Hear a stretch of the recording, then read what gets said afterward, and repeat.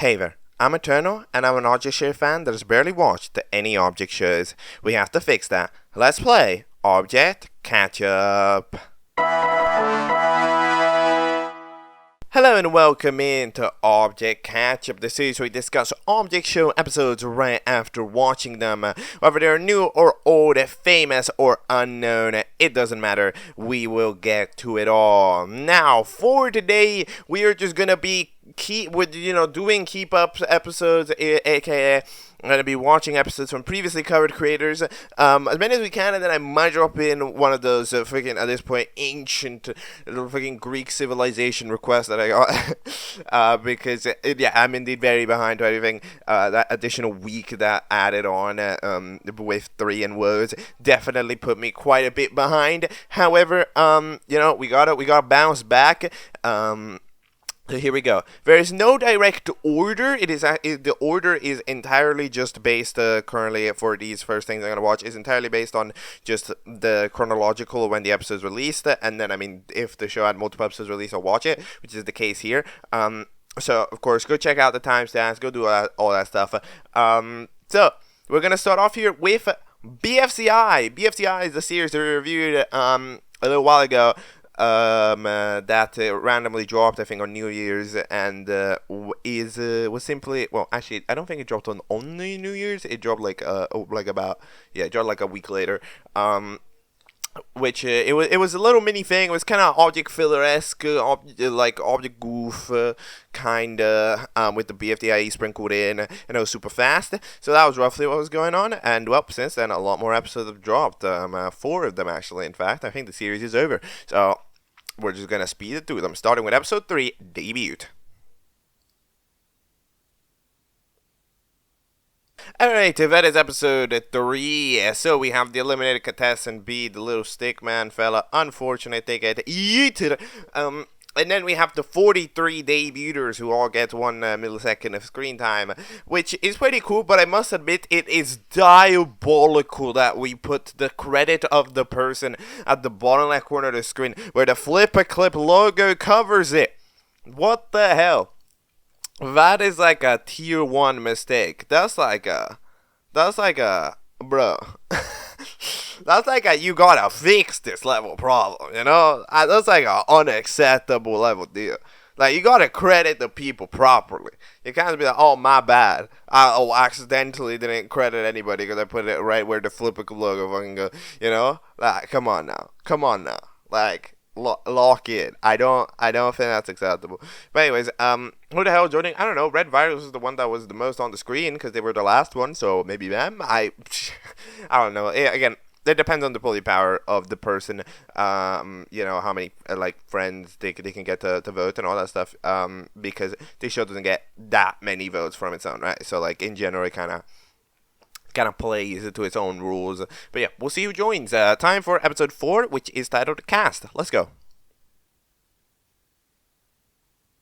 Alright, that is episode 4, and it turns out that out of the 43 contestants that were up for debut, 5 got to vote. That's not a great ratio. I'm going to be 100% honest. By the way, I will point out that I do enjoy how the characters are color matched in this wheel.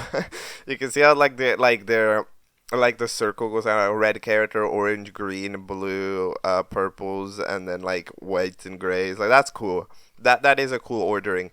Apparently Chess lost the TV in the divorce. Oh no. And then the joining contestants are Sonic, Cartridge, and Anvil.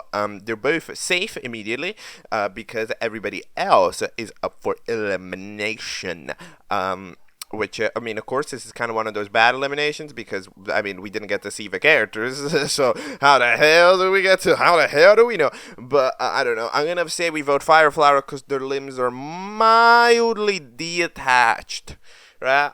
You know, chat, like, these limbs are mildly detached, and that's a no-no. You can't do that. So let's say that let's say that's 5 follow time to go. Hold on, wait a minute. So 2 people joined, and there's 4 other people. That means that there's 6 people. So how the hell is the finale at the final 4? No, or I guess the finale. Maybe the finale isn't the finale. Maybe the title of the episode's lying. No, I'm saying because episode 6 is titled Final. So what the fuck? Okay, well, I don't know. Well, I guess we'll find out because first we gotta do BFCI 5, which is titled Semi-Finals. Alright, let's go. Okay, that's episode 5. Yeah, I'm not gonna lie, having a debut right before the final challenge is a bit too late if you're gonna actually do that. The intro's due for obviously a rework, right? Because, you know, other new characters, but like we end up having Catchup get eliminated, but then out of the 5 people left, the 3 left standing, okay, is a death battle. Then it being a freedom. Anvil drops on Fireflower and murdered the Fireflower, and then in the 1v1, Star.Cola, I believe, manages to solo manages to solo the safety vest. So eventually end up qualifying. Because, I mean, like, it's one of those things, it's like, I mean, obviously, right, the Anvil and the Sonic 1 for the Sega Genesis have to survive, because it's just unfair. Like, what's the point of a debut if the character that debuts doesn't get to do anything, it just gets eliminated in the first challenge that they play, right? However, the first challenge that they play is the final challenge, then it then feels rigged to the actual contestants, right? So, like, it's kind of like, bruh, right? But either way, I mean, Star.Cola should win this, of course, because they are the character, which has been here the longest, right? You know, the other character, they don't do nothing, okay? Star.Cola, that's an OG, that's an episode 1 right there. But I don't know, we're gonna need to see. I mean, we know that both Anvil and Sonic 1 for the Sega Genesis got votes, which is pretty hard to get in this series. So, I don't know, we're gonna need to find out, because it's time to wrap BFCI up with the final episode, which is titled Finals. Let's go. And there we have it, the big finale of Battle for Chest Island. The chest gets this done very quickly, actually. There's like no suspense. Have you learned the arts of suspense, Chest? You gotta chill. But yes, the Star.Cola with 4 votes manages to win the Chest Island, which is the Crest Island, whatever, the island. Okay, and wins. But you know what? Hold on. Didn't I say when I first took a look at BFCI once or two that Star.Cola gave me winner vibes? Didn't I say that? I said that somebody gave me winner vibes, and I think it was Star.Cola. So I'm gonna mark that as one of my top 7 predictions of all time, alright? Because I think that was a pretty good prediction.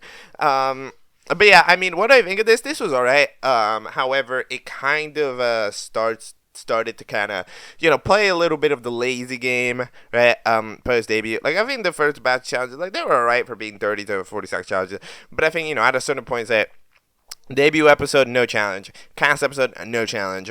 Semifinals, the challenge happens fucking off screen, right? And then the finals, no challenge, right? I mean that all of this last batch of episodes don't really have a challenge, which means that, like, it's kind of unfortunate, because, like, come on, bro, do a challenge. Like, what we out here being lazy, you know?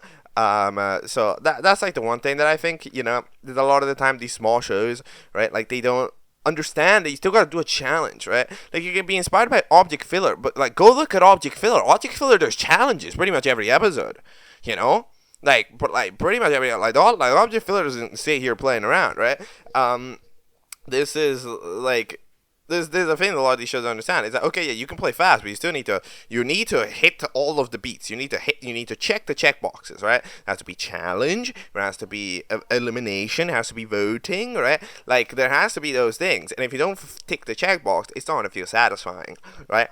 That's why I think, I mean, like, this show's alright, but it wasn't too satisfying because, like, you know, there wasn't much challenge, right? Like, again, half of the episodes that I watched today, over a majority of the episodes that I watched, they didn't have a challenge at all, right? Which is kind of like, come on, bro, right? Like we can do better.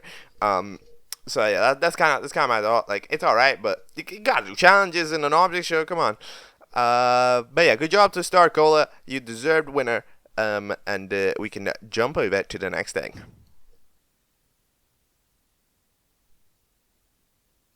Alright, next up, we're going to be going over to Mason. Mason's random YouTube channel has dropped episode 2 of Object 4 Dream Island, which is a show that we took a look at a couple of months ago. It was a show without voice acting in it, however, with a relatively interesting set of characters. The host is titled BFDI.Auto4. The channel, it was hosted on a Gmod map, just to understand. And then the challenge, if I'm not mistaken, was to go on top of like the main building of Contract. And then eventually it turned out that what team? I have no idea. Five Nights at Gisby Bradley meets Gisby is the team that's already Elam. I don't know who's getting out. We're gonna have to see. I don't really remember a lot of this. Good to be 100% honest, but hopefully this episode can remind me. Let's go.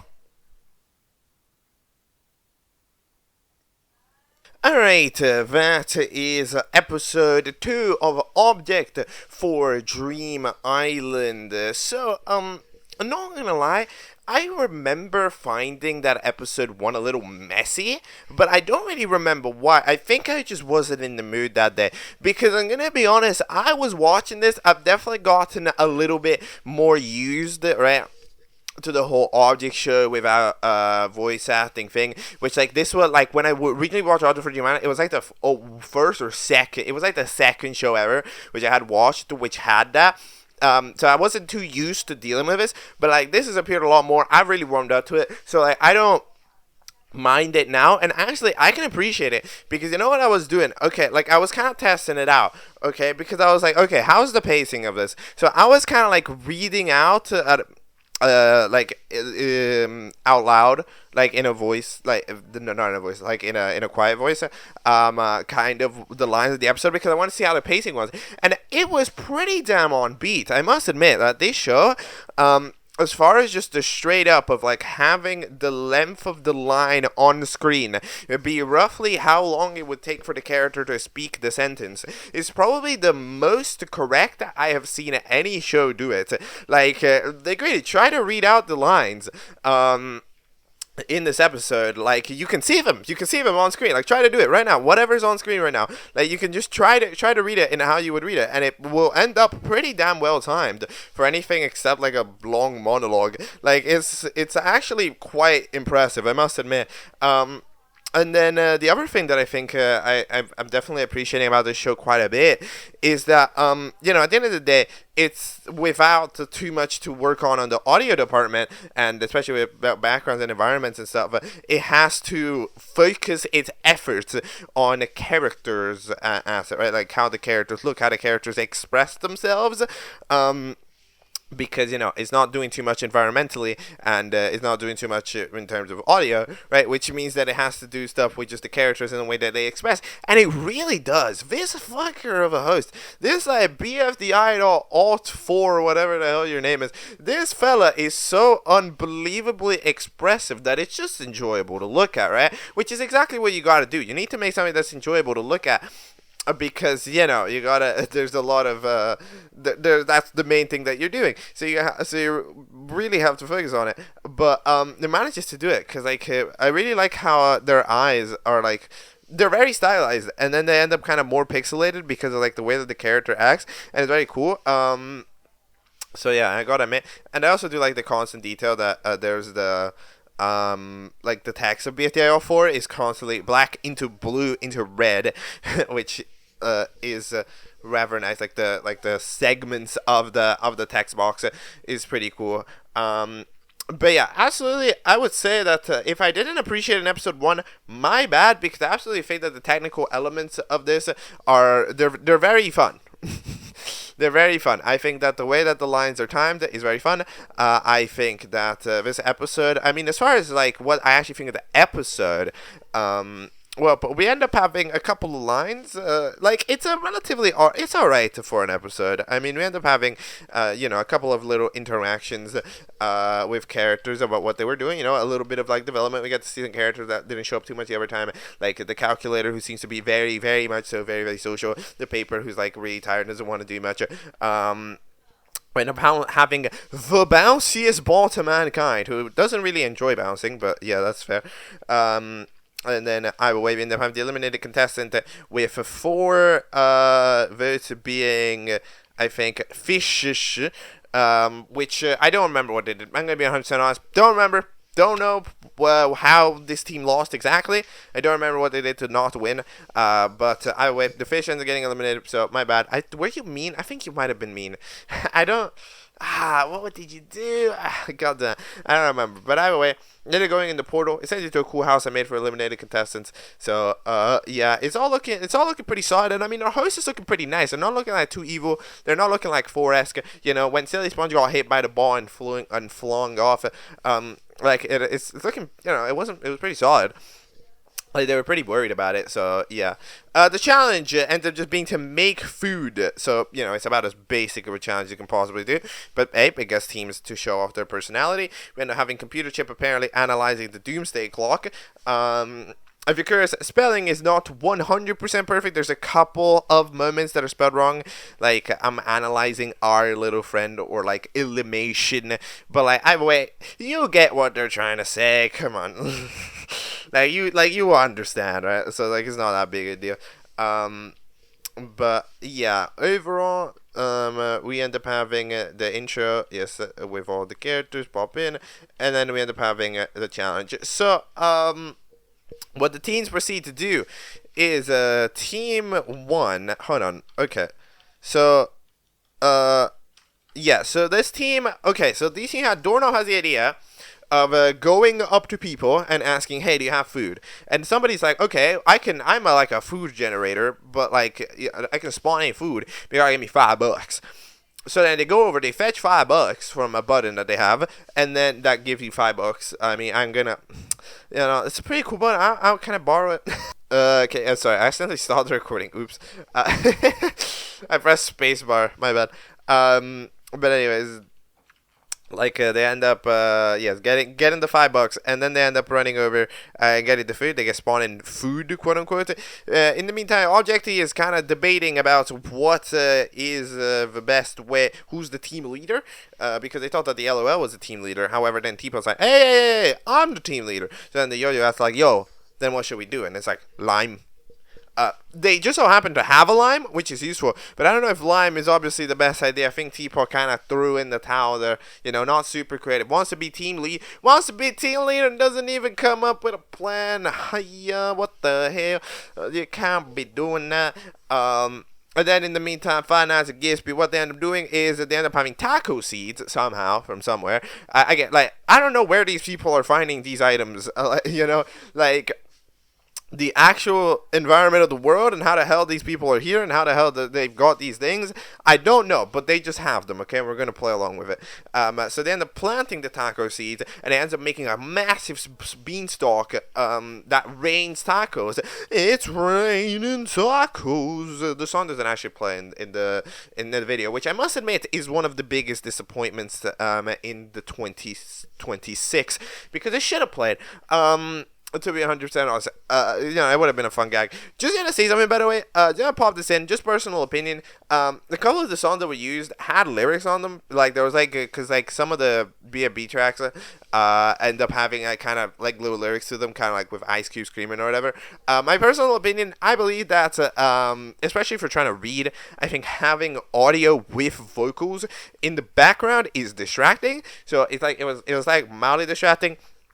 So I'd recommend like keeping whatever background, whatever BGM is currently on, to not have any sounds, like not have any people talking in it personally. So I like switch it up a little bit, but like in general, yeah. The lime ends up losing. Then they're getting a 2 out of 10, which is unfortunate. But hey, again, I mean, it was a very solid judging from this fella. Taco is good. The food that's just generic is a 5 out of 10, and then they give the lime that's, you know, just a fucking lime and nothing else a 2 out of 10. This host is so fair.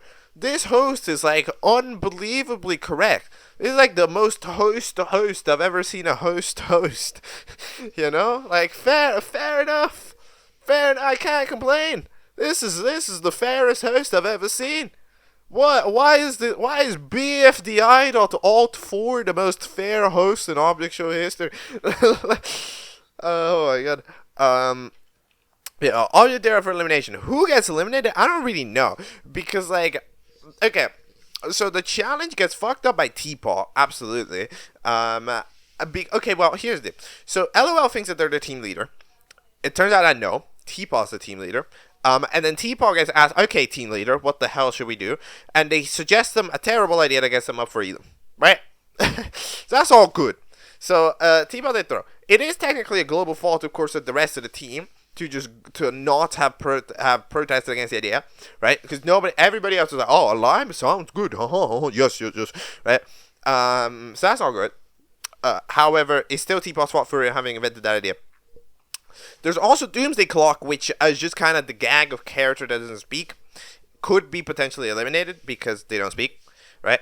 However, I think that they should, in my opinion, they should be safe, right? Because, like, yeah, I mean, Doomsday Clock and there's cool narrative things to do. Like, you can clearly tell that, like, Doomsday Clock is interesting, you know?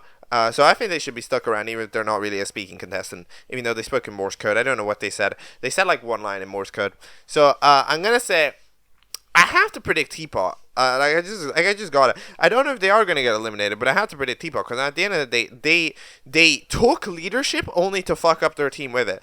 You know, like, they confiscated it from LOL only to freaking, like, do something wrong with it. So it's Teapot's fault at the end of the day. Alright, so that was a fun episode. I really enjoyed that one. Let's go to whatever the next thing is.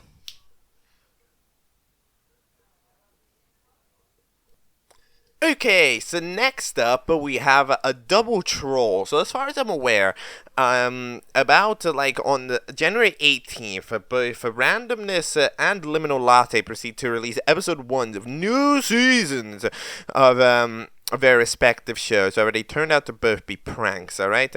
As far as I'm aware, I think. So, we're just gonna take it, both at face value, okay? And we're gonna watch these both back to back. So, for Randomness, it's the theoretical fake season 2 of Battle for Canada, which is not a series that we watched. However, I'm not gonna watch it if this is fake, right? If this is not actually season 2, then I'm not gonna watch it. So, we're gonna treat it as an independent entity, for now, and then we'll see, like, you know, in the future, if I should watch Battle for Canada, I probably will, right? And then the other fella, which was supposed to be Battle for, like, Obama Hamburger Season 2, whatever it's called, or, like, Battle for the Chocolate, I don't know what it is. It has been, because it's been renamed, basically, since the Choc, because I remember this had a different name and thumbnail, but, it changed a couple days ago to just ChocoPretz. But we're gonna start off here with Battle for Milkshake 1, which is titled Lights, Candy Corn, Action. Go!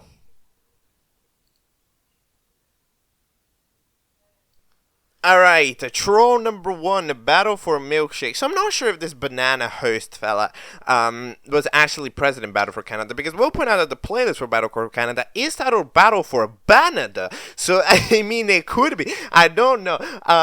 However, either way, it doesn't matter. I don't think we need the context from this. It's obviously a joke show, supposed to have joke ideas, but, like, it's kind of fun. I think that, like, the thing that makes this fun, and, like, stuff like BFAB fun, and even stuff like the LiminalLatte shows fun, is that, like, they go absolutely off on the voice acting, you know? Like, they absolutely, like, they lock in. Like, the voice performance is so unbelievably over the top. It is generally one of the most over the top vocal performances I think I've just seen in general, right? Like, it just makes every voice just such an extreme version of itself, to where it's like, oh my god. Like, how the hell does elimination? Like, I don't know. It's the level of vocal performance. You know, I want to get this, and I want to be that confident. I'm not that confident. I can't be like elimination. Like, I can't be doing all that. But anyway, the challenge is to drink Sprite with dry ice. The only person who seems to have dry ice in the Sprite is the pizza. The dry ice gets kicked off of him by the basketball. Some other fellas end up jumping off a cliff, and then there's a dirty bubble from that one BFDI Friday Night Pokemon. I don't remember what it's called. It's called like BFDI 26 or something. Then there's like a toaster who is just in Baldi's Basics for some reason, and they end up singing a song. They end up being in a song. But then eventually, thankfully, the pizza has a second dry ice. Why do you have this much dry ice? But I don't know. But yes, they win the challenge, and also Banana's wife, which is a pink banana. It's like banana with a pink hue to it. And then good job. And then anybody else is up for elimination, including this fucking lit up balloon, which which literally did not appear in the episode. So that's great. But overall, I mean, enjoyable. Like, it really is. Like, it's a troll, but at the end of the day, like, it's enjoyable. Because, like, it's just, again, it's so over the top to where you can go, like, holy shit, how is this thing? Right? Like, it's enjoyable to just watch it as a thing that exists. So, yeah, that's it. It's fun. Alright, now for the second troll, the one from LiminalLatte. It is titled ChocoPretz. ChocoPretz 1 is titled, Let's Get This Pretzel Started. Let's go.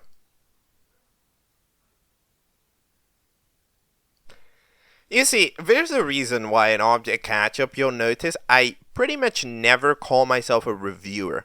Right? Because calling myself a reviewer, I call myself, I discuss, but I don't review. I don't think I review. Because I think if I were to call myself a reviewer, I would be the worst reviewer of all time. Because this is, like, great. This is, like, amazing. This was, like, epic. Dude, because, dude, I don't know. This is just my humor. Okay, here, think about it. Okay. I'm probably not making an object show anytime within the next while. Okay? It is not a plan. It is not. I'm just going to be straight up. I don't currently plan to do that. However, if I were to, for some reason, randomly make a joke object show, which I, of course, can do because I can animate. However, like, if I were to randomly do that, the humor would be this. Like, it would just be this. Like, to the bit. Like, this is exactly the jokes I would do. Because I'm such a fan of, like, this type of, like, sarcastic humor or, like, something is just unbelievably obvious, but you say it with the right timing. So, it's like, I'm exactly the type of person that makes the joke, I think Solid Cube Red 40 might be made a Red 40. Like, yes, that is exactly what I would do. That's hilarious. That's just me. This is me humor to show. But yeah, this is something. It's overall, again, as I said, it's fun. This is exactly the type of gags that I would make. And just saying a hostess directly would tell you straight up. But there's one more safe thought left. Why? It's because I feel like it's fun. Also, you're an energy drink. What the hell is this energy drink? This is like a coffee flavored energy drink. That sounds like either the most energizing thing or the least. I don't. It's like overbearingly energetic. But yeah, either way, the other fellas are even just the elimination screen being a different song. I mean, like, We Will Rock You, but like, just this is the voting screen. Like, I'm sorry, this is goofy, alright, and I enjoy it for what it is. A lot. I'm not gonna lie. That was a fun 1 minute and 23 seconds. So yeah, I mean, hey. I don't know if there's ever ChocoPretz episodes, if this was the one-off, just to, troll. However, like, it was an enjoyable troll. I like the troll, so I approve of the troll. Alright. Alright, let's... Do I have anything to say? No, I don't really. It was fun, though. It's my humor. Alright, next thing. Alright, next up we are going to be taking a look at more Digital Clocks media, because Digital Clocks media is life. Because just 9 days ago they released episode 3 of TOSIMWISOM, which I believe is the object show I made when I'm sad or mad. It's a little awkward to take a look at this, I'm not gonna lie. However, I'm sorry, rule set is rule set. We are just gonna quickly take a look at this. I don't want to delve too deep into it because I feel like it'd be kind of awkward. We're just gonna give a quick coverage. TOSIMWISOM 1, I'm sad. Alright, there it was. So, the challenge was to get a blanket. The heart got a blanket, and got like a little kiss in response. I'm not gonna lie, like, I wouldn't be able to tell the vibe if I didn't know the title. However, I must admit that this static, this freaking like air conditioner that is just the entire audio, that kind of gets you to feel it. I'm not gonna lie, that kind of shows off its point pretty well. But again, I'm not gonna delve into these too much. I think that's awkward. Episode 2, I'm mad / sad. Alright, that's episode 2. Again, I'm not delving too much into this. However, we are gonna just, I guess, do the direct review. Who had the best dance? The heart had a dance with some very stretchy limbs, which is kind of fun. The ball got a bounce, which, to be fair, that was pretty crazy. That was like a 360 bounce. However, the flower, I mean, that's not a dance. That's just getting thrown. So, I mean, I'd probably give the vote to the eye. I think the eye had the best dance. I'm not gonna lie. I'm gonna be 100% for real with you. I think that was the most technically impressive dance, and you're also an eye, so how an eye touching anything sounds kind of, bleh, right? So, yeah. Okay, episode 3, I'm at 2. Alright, that is episode 3. That's the saddest part about this. The challenge is to give me a kiss, right? But the host doesn't ever get a kiss. The host doesn't actually appear with, like, a single time outside of the episode. There's this squiggle, which I believe is just them fighting. But then at the last time, all the little, freaking... Oh, wait. Hold on. What is happening? There's, like, a squiggle. I don't know why this squiggle's here. But then, like, the two people are there. And then it's like they joined the squiggle. Wait, or is the squiggle the host? Oh, because it's a transition. Oh, no, so that's the host. The host is the squiggle because they're like mad.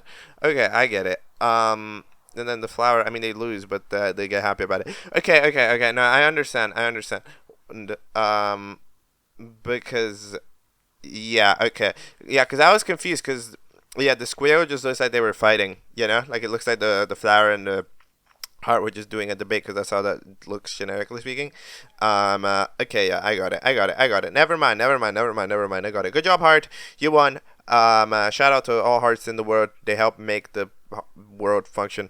And yeah, you know, I don't know. There's more digital claw stuff in the future, but this is not one of the ones I should be taking a look at. So next thing, fast. Alright, next up, while I was off taking a look at the little thingies that were taking up the last week, Crispy TV has started, done 5 episodes, and ended a show. What the hell? Yes, I believe that this is like a mini of some sort. It's called TOMI, which I don't know what it means because I didn't watch it. Is there a playlist for it that says the name? I should probably check. A tournament of mini items. Yes, that's what it's called. There's that 5 episodes. They're all 1 minute long. We're taking a look at a lot of small videos today. But hey, let's just jump right into episode 1 to start, which is titled Breaking the First Wall. Alright, that is episode 1 of TOMI, and that's just fun, isn't it? I mean, this is rather nice. It's a very small little show that's entirely challenge focused. It's very much so it's structured like a mini, but it has, like, you know, voice acting in it, you know, it has certain lines in it, but, like, at the end of the day, it's working with a short time span, so it's not gonna have too much of it. But it is structured like a mini in the sense where, like, you know, 40 seconds, it's all just pure challenge. We get to see some fellas try it, some fellas fail, and then eventually one of them succeeds, and they're safe. The fellas that succeed are Minty and Ink Bottle, because they managed to get a wrecking ball onto the wall and destroy it, which was the challenge. But overall, I mean, they're very solid. I think that Crispy TV makes relatively funny challenges. I think the challenges are rather fun.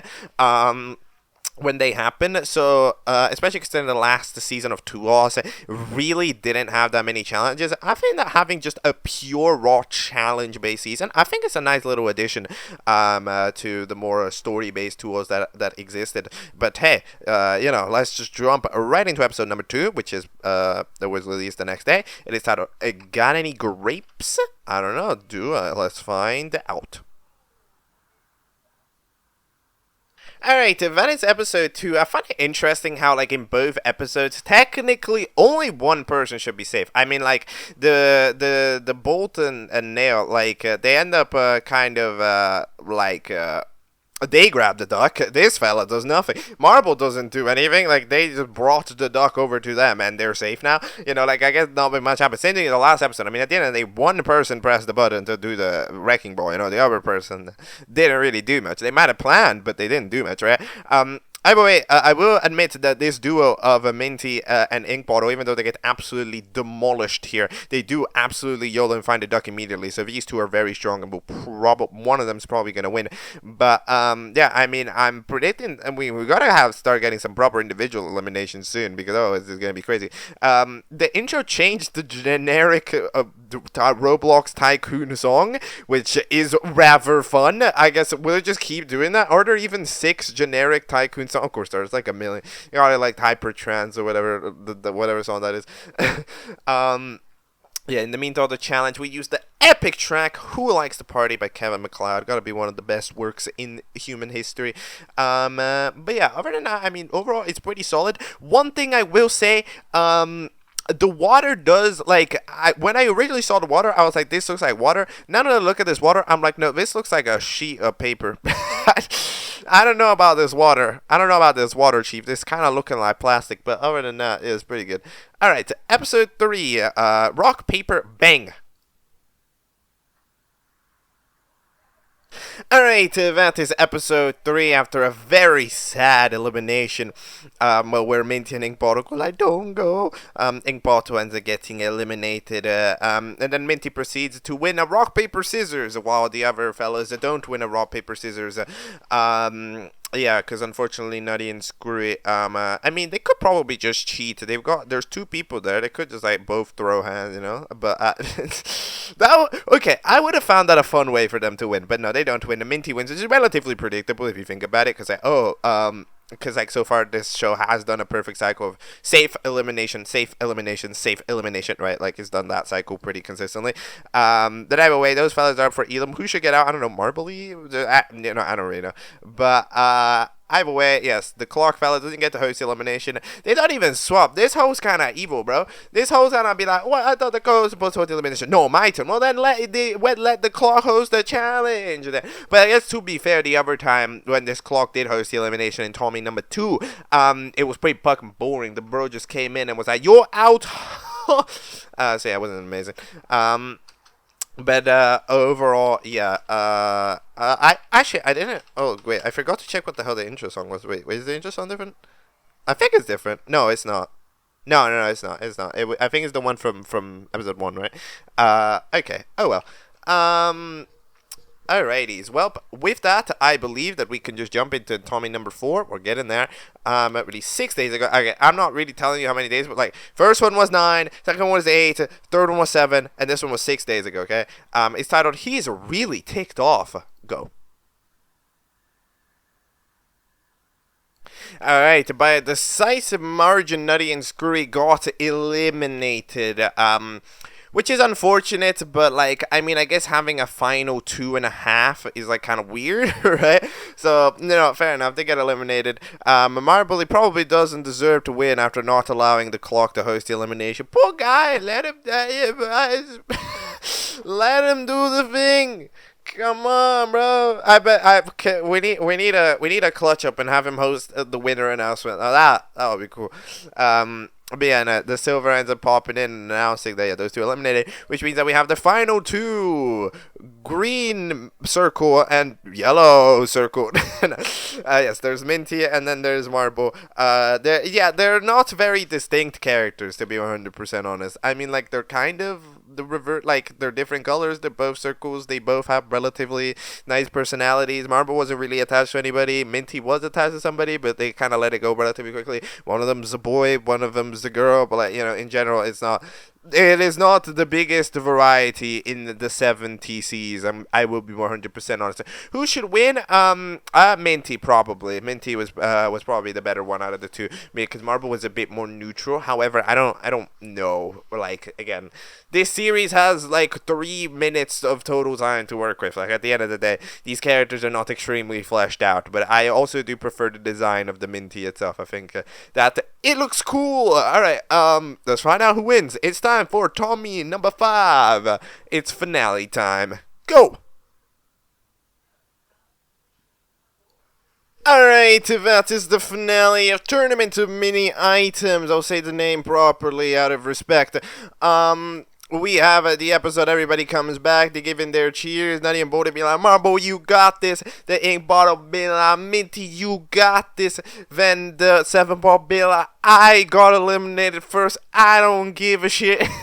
And then we end up having the final votes, and Minty wins 6 votes to 5. It was a close battle. It's almost like these two characters are extremely similar. But yes, Minty did indeed win. They are quite happy. Minty gives a surprise kiss to Ink Bottle after the congratulations. Nutty and Bolty be like, ooh, someone's in love. Which one? But which one of the two? Both? I guess. I think it's like a mutual. But yeah, overall, that's kind of fun. At the last second, we have the alarm clock, who's sad. So at least the Silver gets to be like, hey, you can host the elimination. So they end up saying a couple of lines. Shout out to text-to-speech for that one. And indeed, that is the end of Tournament of Mini Items. I mean, it's a fun little thing, it's a fun little thing. It has fun little ideas. It doesn't need to try, basically. Like, it doesn't need to do much in that sense, right? Like, it can do relatively simple arcs, relatively simple relationship statuses. It can do relatively simple just kind of challenges, full focus. I absolutely think that the episode that showcases this the best is episode 1, to be honest. I think episode 1, honestly, is relatively elite because it does have to deal with the most amount of cast, and it does an excellent job of dealing with that amount of cast. It's super fast paced. It proper feels like a mini show. In the other ones, they are a little bit like the challenges are a little bit more find this or just kind of rock paper scissors. That's kind of luck dependent. However, these episodes are all relatively fun. Like, I actually enjoyed them a lot. And TOMI 1 got over 1,000 views. So the people, they took note. So yeah, that's interesting. Will there be a second season of Tournament of Mini Items? I mean, there could be. Again, it's kind of one of those situations, right? Like, currently, Crispy TV future, it's not set in stone. The horizon has happened. But oh god. I didn't mean that because of the season. I just said, like, we're over, like, we don't know what's over the horizon. I didn't mean, like, Tuo's horizon. Fuck. Okay, that's way too funny. But I mean, that there's no show next. So that means that we can do whatever. And I'm excited because I think that, Crispy's art style is pretty good. The challenges they do are pretty fun. The writing is, on the more simplistic end. However, it still does the job pretty well. I think overall it's just a very clean, nice show that's not too long, made solo, made in short amounts of time, so you get to consistently follow it. It's fun stuff. Yeah. All right, that's all. Next thing. Alright, next up we are going over to BFTOC. So it's been like an industrial quantity of time since we took a look at the first 2 episodes of BFTOC. It was actually 3 because there's episode 1.5 in the middle. This is a relatively Joe show created by, well, the channel's Wacky Cartoons. However, the actual creator is, of course, somebody else because it's like a collab channel because multiple people work on it. It's a relatively joke object show featuring a bunch of people's OCs and a bunch of things going on. Just custom, the person ended up dropping in at last second, and it was the challenge, and I believe they get to join the show. And in the meantime, everybody else is up for elimination. Dude, I barely remember. I remember that there was a random quality bump in one scene that it might lead to something else when the robot fella got eliminated. But, like, gonna be honest, I don't really remember. Where's Colors in the next thumbnail, which is interesting. And the next episode is titled 911 2.0. Okay, let's go. Alright, that is episode 3 of Battle for the OC. So, do I know what's going on? Not really. Did I ever know what was going on? Not really. So we start off with a cameo from me because Gravestone is reacting to my reaction to the show, which yes, the video. However, to dares to say that it is not a really cool video, which I must admit is extremely okay to say. It's fine. You can say that. I'm not offended. No. But yes, the contestant wants the fella to host the elimination. Not sure why, because then they're basically getting eliminated. Overall, I mean, compared to the other episodes of BFTOC, at least from what I remember, it's definitively higher effort than those. I believe that there's more animators on it. I don't know how many people are actually working on this. However, there is art styles do change from time to time, which I think does imply that there are people like working on it. But either way, yes, two cover chickens are getting the most votes and gets eliminated. However, they're too fat to get out, which means that we need to the challenge is to get rid of them. So then the TV head, that's a different TV head than the one that got eliminated last time, ends up coming in with the plan. I actually really like how this ending scene of like the way that the TV moves when interacting, like the TV head moves when interacting with the fella. I think it's rather fun. And relatively expressive. So yeah, they end up throwing a chicken away, and then the dude decides to go over there, to fetch the chicken because they want a chicken, which means that they win the challenge. And their fellas up for elimination. They drop by alongside Ben Deefy, by the way, who ends up getting eliminated because Gravestone wanted to eliminate somebody. They wanted just that raw feeling. So they're over in well-animated land with blue trees now, as they end up, doing their job, and that's the episode. I mean, overall, I gotta say the episode was 10 out of 10 because I'm in it. I mean, it's definitely an improvement on the other ones. I mean, some elements of it are still, of course, a little bit kind of odd for the sake of being odd. However, it's, I would say, much more of an episode than the other ones are, which so many of the others were kind of random. So yeah, overall I'd say improvement has been made. There is a little bit of a vision, I would say, for the show. Like, it's hard to grasp it, but I can kind of see the vision about what might happen in the future. And also, I got a cameo, and I think that having cameos is pretty cool because I never expect it. So I think it's fire emoji. So yeah, overall, that was pretty fun. It is not 9/11 2.0, and to be honest, it was a pretty good episode. It wasn't 9/11. 9/11 was bad. But, alright then. Okay, next thing. Yes, next thing.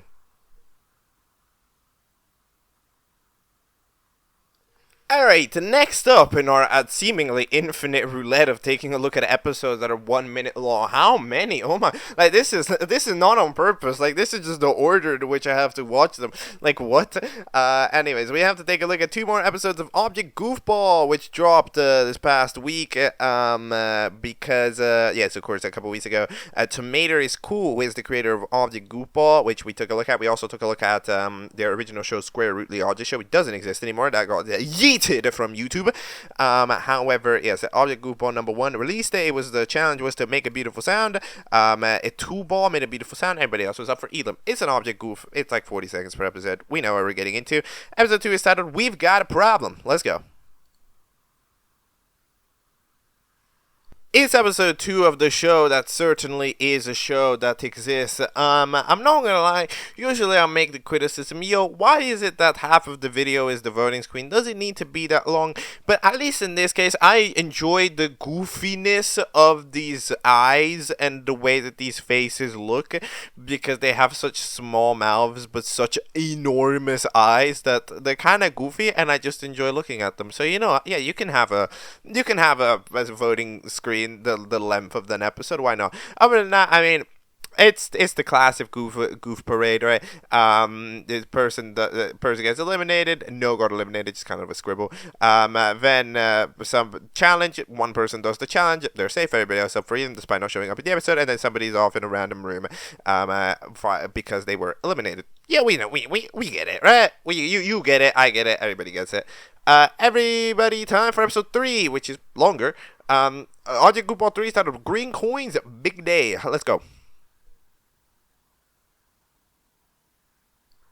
Alright, that is Object Goofball 3, so it's longer because it's a song, so first of all, the eliminator gets this green coin, bye-bye, and then it ends up being that the challenge is to sing a beautiful song that will make me dance around, and the calendar, sings this song about bending the ink machine, which I'm going to be 100% honest, I have not heard ever before. However, apparently it is The Devil's Swing by Fandroid, which is relatively interesting, and it sounded pretty good though. I'm not gonna lie, kind of liked it. I mean, it has that little bit of like the vibe to it.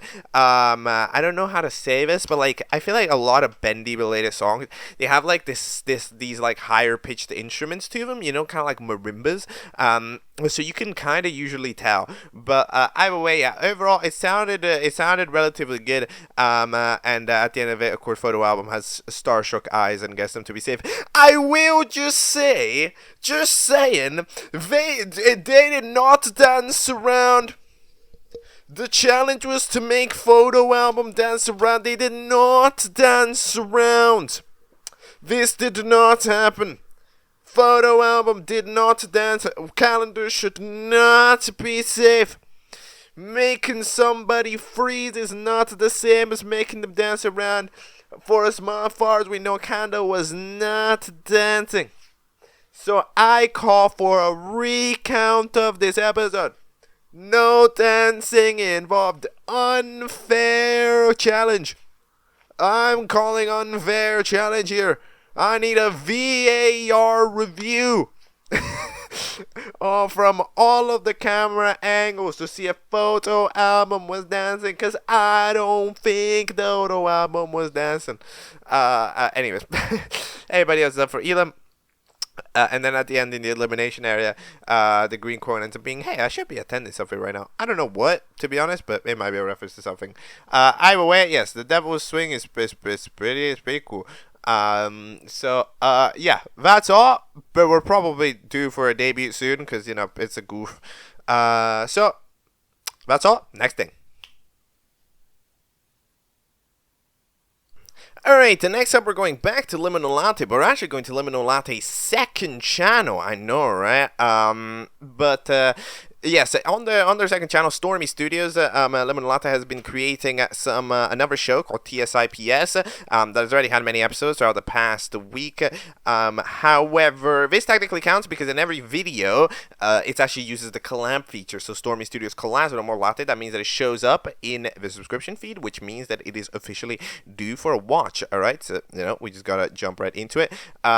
Starting off with TSIPS 1, which is titled Call Me the Cambrian Explosion. Go. Okay, that is episode 1 of TSIPS, which stands for This Show is Pure Slop. Okay, that's not the opinion of me, that's just the name of the show. So we get introduced to our characters in this episode, and I do like that at least there's emphasis on actually having the personalities detailed, like at least showcased to a certain extent.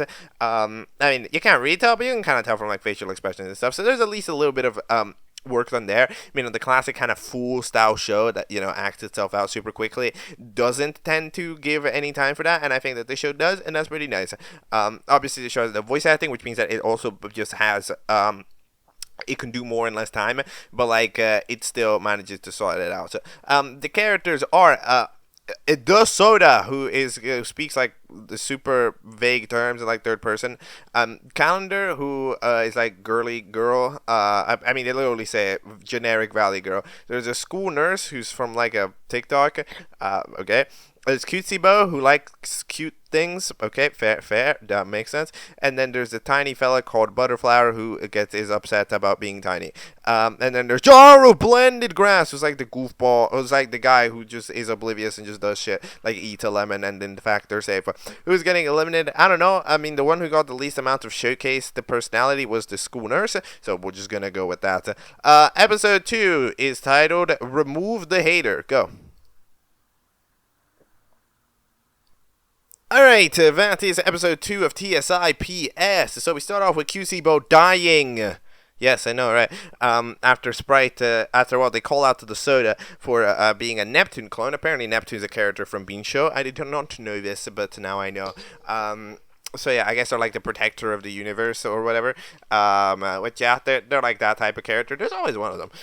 Says you end up having the elimination where the eliminated contestant ends up being none other than a tie. Well, that's just a tie between School Nurse and Butterfly. However, School Nurse got the vote first, which means that School Nurse ends up getting eliminated on that tiebreaker. I still believe that tiebreaker is really dumb, but we're in a show that's really dumb, so let's just go with it.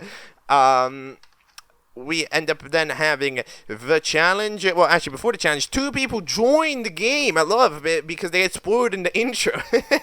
That's great. I like the test. Like, yo, are you paying attention to the intro? I noticed that there's 2 different people there. Yeah. That's fun. And then they end up having the announcement. So the 2 people end up being Awful Popsicle and Awesome Bug. I like it like reversed. But yeah, so the Awesome Bug is quirky, quote unquote. They like laughing like, hey, I'm quirky. And then there's like the Awful Popsicle that's just kind of bro. Like, you know, bro. Just kind of, yo, I look, you got nothing for this challenge. Yo, what's up? What's good? You know, that type of character. They also fly, which is pretty cool. So they end up joining the show for some reason, and then the next challenge is to get rid of the heckler ball that ends up coming in. It doesn't want to leave because they randomly just told somebody to shut up. So what's the plan? Hold on, what happens? So we end up having Awesome Bug and the Butterflower end up coming up with an idea. However, while Awesome Bug is planning the idea, the other team just do it. The other team just do everything. Then Calendar ends up just trying to ask it, like, yo, could you like leave, please? And they go like, no, lol. Then the Awful Bob's going to do much of anything. The soda, the freaking blended glass ends up coming back like, yo, I want that challenge. So like, I got an ice cream. Right, but that means that they were not there. That means that they don't get to know the challenge, so they don't even get to try the challenge, which is quite a detail. And then we end up having the soda that just fucking launches at high speeds into this heckler ball. Which, yeah, I mean, at that point, there will probably be up for elimination. Let's be 1,000,000% for real here. So then, hold on. Who's up for Elam? These 4. Wait, isn't there somebody missing? Wait a minute. Like, how many people aren't up for Elam? Wait a minute. So, like, you're telling me that the soda... Wait, or did the soda arrive with people? Wait, I maybe wasn't paying... I didn't pay attention to that. Oh, they were riding the soda, and they said it is your time. Oh, I was not paying attention. Okay, so they're safe alongside them. Okay, yeah. All right, you know what? That makes sense. There's water in the background, by the way. That makes more sense. I can get behind that. Okay, alright, I got it. You see, I pay attention to shows that are pure slop according to their own names. I do that. Who should get eliminated here? No idea. I mean, the blended glass did the... Okay, well, Bo did the least in the challenge. However, there's a good reason for that. The Awful Popsicle didn't really try, but they just joined. The Calendar at least gave it an attempt, so blended glass didn't do anything, so I guess they get out based on process of elimination, but I don't really know. Episode 3 of TSIPS is titled Aerophobe's Nightmare. Go. Alright, that is episode 3. I must admit, the music selection on this show, it's interesting. It's like all slowed down by like 20% or something. That just makes it sound way like more deep than it has any right to. You know, like that freaking crossing the border or whatever. But it's like at 75% speed. So it's just so unbelievably low pitched. Anyways, Cutie Bow is still dead, and apparently this bottle asset cannot recover them, which means that we need to fill in, so they get to stand in a chartreuse burger, who gets given a Cutie Bow as the stand-in. The eliminated contestant was indeed blended grass, so that's fair. They get eliminated. And the challenge is to fly. Flying contestants are not allowed to compete, so that means that they are immediately up for Elam. The soda would like to help out Calendar because they don't like Butterflower. Why do they not like Butterflower? I don't know. I mean, they did actively help out the Butterflower in the last episode. You know, by ramming into the fella to get them to go away. But maybe they were forced to do that. I don't know. It's kind of interesting because, like, you know, like in episode 2, the soda did collaborate with the small fellas, but now they don't like the small fellas. It's kind of, you know, But either way, yes, they got the Calendar to fly alongside them. So they're safe. And in the meantime, Butterfly ends up just going like, alright, Bug, I'm just gonna like launch you in the air and we'll count that as flying. And thankfully the bottle did, because to be fair, they weren't gonna get that much closer to flying anyways. So everybody's up for Elam. However, out of these, pretty much none of them did anything, right? Because the flying contestants can't really do much, so they shouldn't get eliminated because that's a problem of the challenge. Yet again, I will always tell you that I dislike challenges like this because challenges where people can't do them. No, you got to make it so that you got to change the rules of the challenge. Don't disqualify people from it, but whatever. It's a joke. So, I probably eliminate the chartreuse burger in place of the cutie bow because I mean, you're coming in as a stand-in and then you're not even showing up for the challenge. So it's like, I'm sorry, what like. At least have a stand-in that does something, right? And that way the cutie bow isn't coming back because we don't have a way for it to come back. So like, it's just not changing. So I would say that with our current knowledge, they should get eliminated. Episode 4, Sucker for Soda. Let's go. Alright, that is episode 4. This episode is trying to do a little bit more interacting. We get to see Awful Popsicle, Awful Popsicle, like, kind of talk to some fellas a little bit, having some trash talk with the soda. Having Calendar conversate a little bit, the duo still planning themselves out. Like in general, there's a bit more interaction in this episode, which is also why it ends up going longer. At 2 minutes 33 than the usual, right? So that makes sense. The eliminated contestant does indeed end up being a chartreuse burger with 4 votes. Yeah, that makes sense. For the reasons that I said earlier, they just were not. They come in as a standard and then don't try to assert their position, right? When you're coming in as a new character, you gotta assert your position in the count. You can't lay low and go up for them because then you're just screwed, right? So, yeah, then we end up having the challenge, which is to get me a soda. The people that end up not doing this challenge are, well, of course, the soda was the prize. That's kind of the confusion. The soda was the prize for the challenge. So, yeah, either way, the first person safe is the Butterflyer because they had a soda that they earned. Then we end up having the Awesome Bug, which ended up finding a recommended character called Soda, so they're safe. And then at the last moment, Calendar, which was going to submit the soda that was won by the soda. However, the soda didn't want to submit it because this challenge makes them uncomfortable because they are a soda. That makes sense. However, at the same time, you can just like submit yourself and then just like take it back, right? Like, Like, at a certain point, you can be like, yo, I am a soda. And it's like, yes, you are a soda. You are safe, right? Like, it's kind of like, it's not, I don't think it's that big of a deal. I do think that the soda kind of didn't think it through, that, like, it doesn't mean, like, he's going to drink the soda. It's gonna, what do you mean? Like, get me a soda. They're going to get 4 soda. He's going to drink 4 sodas back to back. I don't think that he's going to do that, right? So that means that, like, in general, we should be relatively okay. But, either way, yeah. But then the writer's calendar is about to submit the soda. They end up getting pushed off, and then the Awful Popsicle ends up getting, or Awful Pop, by the way, is their new name. Ends up getting the safe spot. I mean, the calendar and the soda are free. I would eliminate the soda because, again, I don't think it was that deep, to be honest. Like, they weren't actively drinking the sodas. There was nothing that was going to be done with the soda cans except just have them. So I don't think it's that deep. And at least the calendar tried, and they just took advantage of what they were allowed to do because it was like, yo, you can do this. And it's like, okay, I guess I can, right? So, in general, I would say best. Overall, that is TSIPS. It's a show that's pretty alright. Yet again, suffers from a creator trying to make a short form, like a low effort thing.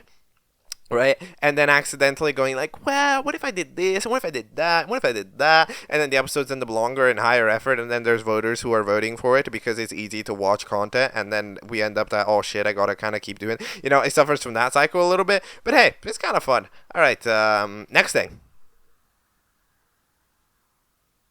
Alright, so the rules strike again because we have to take a look at episode 1 of the latest show created by QuackerStacker, creator of BFBD, BFB2, and currently working on Shine.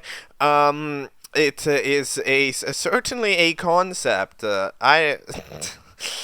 know what's coming. You can see the timestamp. It's titled Infiltrate. Let's go. Okay, close your eyes, kids. Go.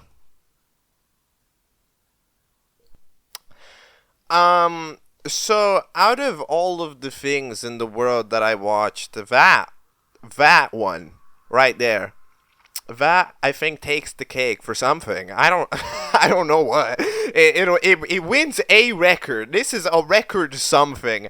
I don't know what though. You know. You know what I hate about this is it's not actually that bad of an idea. Like the idea is that they're competing for the lucky ones that make it to the egg, because they have to compete to see who's gonna be a baby, who's gonna like be allowed to do that. Which is it's not even that bad of a concept.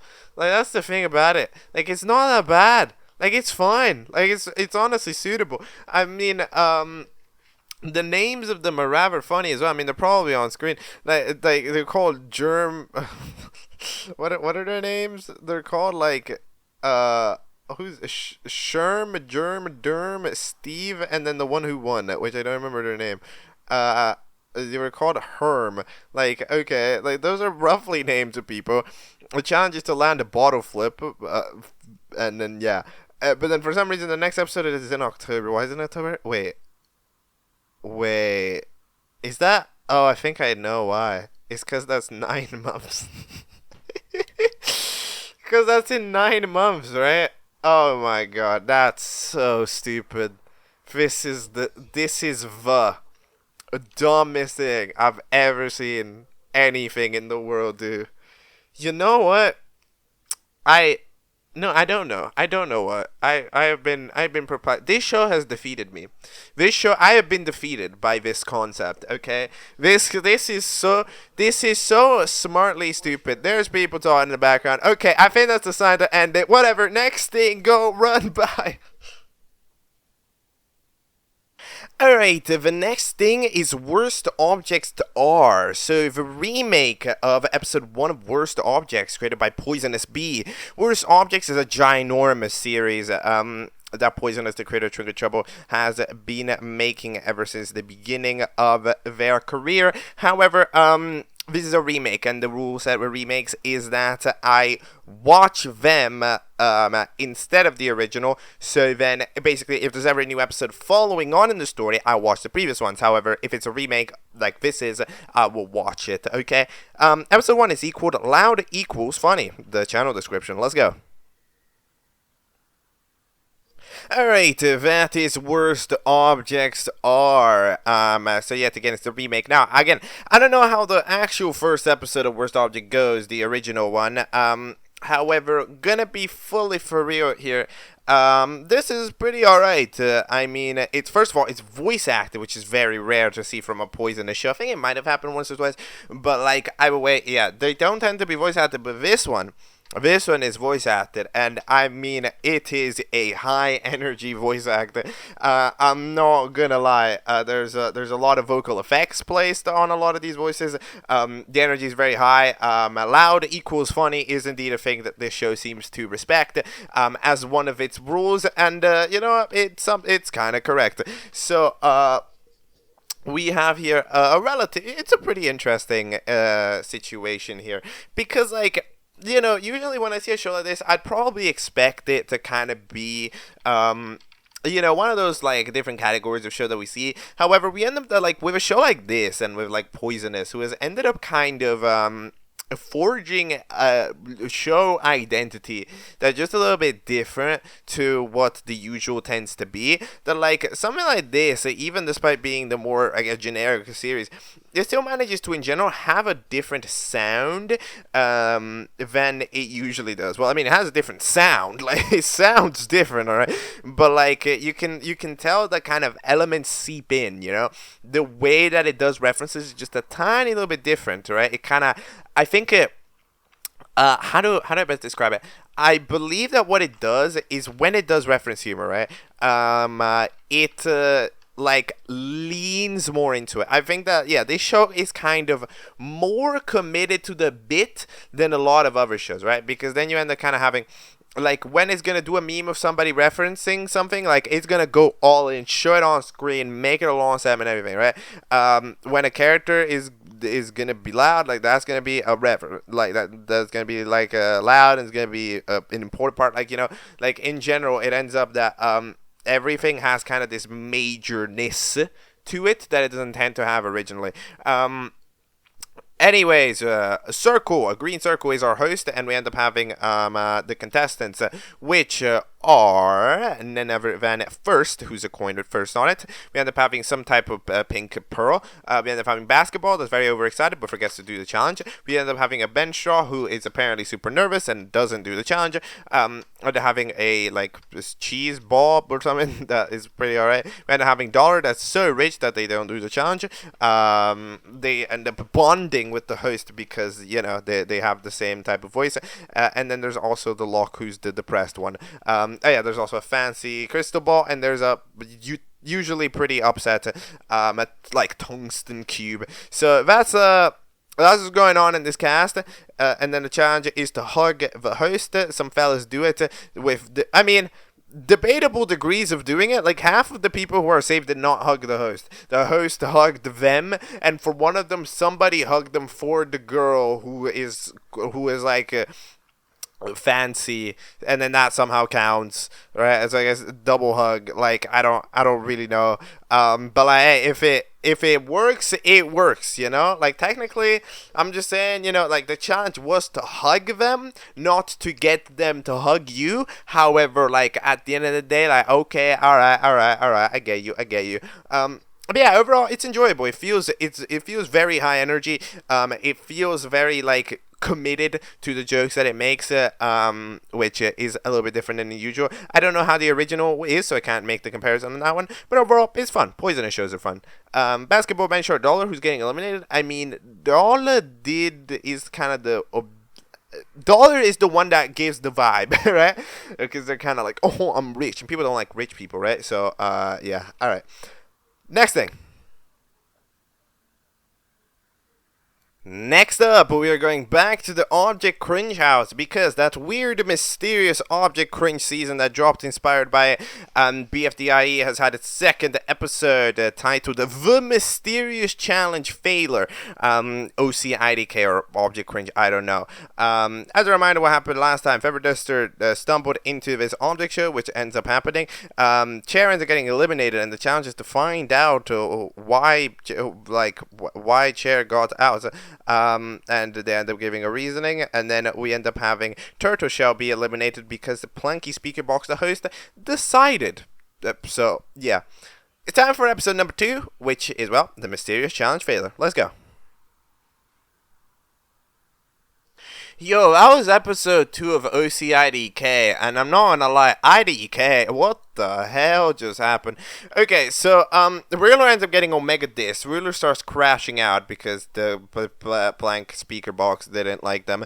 So they end up with dissing Q, and Q is like, no, don't do that, you're gonna be considered rude, and the voters are gonna vote you out. Well, then they were apparently maybe, I don't know, already voted out, So, because they had infinite votes, but I don't know if that's true, but either way, they get eliminated. FeatherDuster is safe, and then starts singing, and then gets upset because they're a horrible person, and then, of course, it's FeatherDuster, so go oh, I'm a horrible person. Wow, I'm like the Joker. Dude, I love FeatherDuster. FeatherDuster is so stupid. FeatherDuster is because here's the deal. He is like FeatherDuster. There's so many characters, right, that are just dumb. However, they're kind of dumb in ways where it's they don't they don't necessarily own up to just kind of being dumb literally all the time, right? However, with a character like FeatherDuster is one of the most extremely dumb characters of all time. But they're so oblivious to their dumbness, right? That they're both jolly, oblivious to their dumbness, and other characters also just kind of let it happen. That it ends up as such a funny combo with anything that they ever say. I don't know. FeatherDuster is goated. But anyways, the challenge is to say the scariest story possible. Kiri's story is not scary. The FeatherDuster's story, it just says the wage gap, and then, yeah, it's pretty scary, and then it ends up that the last score's coffin says, a guy who's scary and chased me around, it's like, oh my god, and they're having the scream of all time. That is the scream that gets your neighbors to call you. They're called the police. What the hell happened here? Yeah, that's probably what happened. However, it turns out that it was actually too scary. Yeah, there you go. You can't overdo it. You can't be overly good. It's like if they did a basketball challenge and LeBron James pulled up, that'd be a bit too good. You'd have to disqualify him, right? So, Coffin ends up getting eliminated, and then we end up having our final vote, which is for well, Fairy or Kiwi. Now, what the hell are we supposed to vote for? I don't know. Last time, I believe it was a vote to eliminate. However, these are the last two people in the show. So, this tends to be vote to win. So, I'm going to go out here on a bold one and say, it's a vote to win, guys. This is a vote to win in disguise. I'm telling you. It's a vote to win. I don't know why it's not. That's the troll is what do. It'd be like, oh, I said vote, but I didn't say to vote for this. I said to vote in just general. It was actually a vote to win. I'm telling you, this is a vote to win and Kiwi's winning. This is what's happening. This is what's happening. That's my bold prediction. Yeah, overall, what I think of this series, I mean, like, it's an idea. It's a concept, right? It's kind of, it's fine. I wish that it could have been integrated a bit more into Object Point lore, because again, I do really like the concept of Feather Duster walking here when they left and then eventually coming back, and like this is like canonical thing. But then if that would happen, this would be probably a little bit less stupid. Right, as a show. So I don't think it is, which is unfortunate, because I do think that it would be a cool concept that I would personally explore. However, oh well. Either way, it is time for whatever the next thing is. Beep.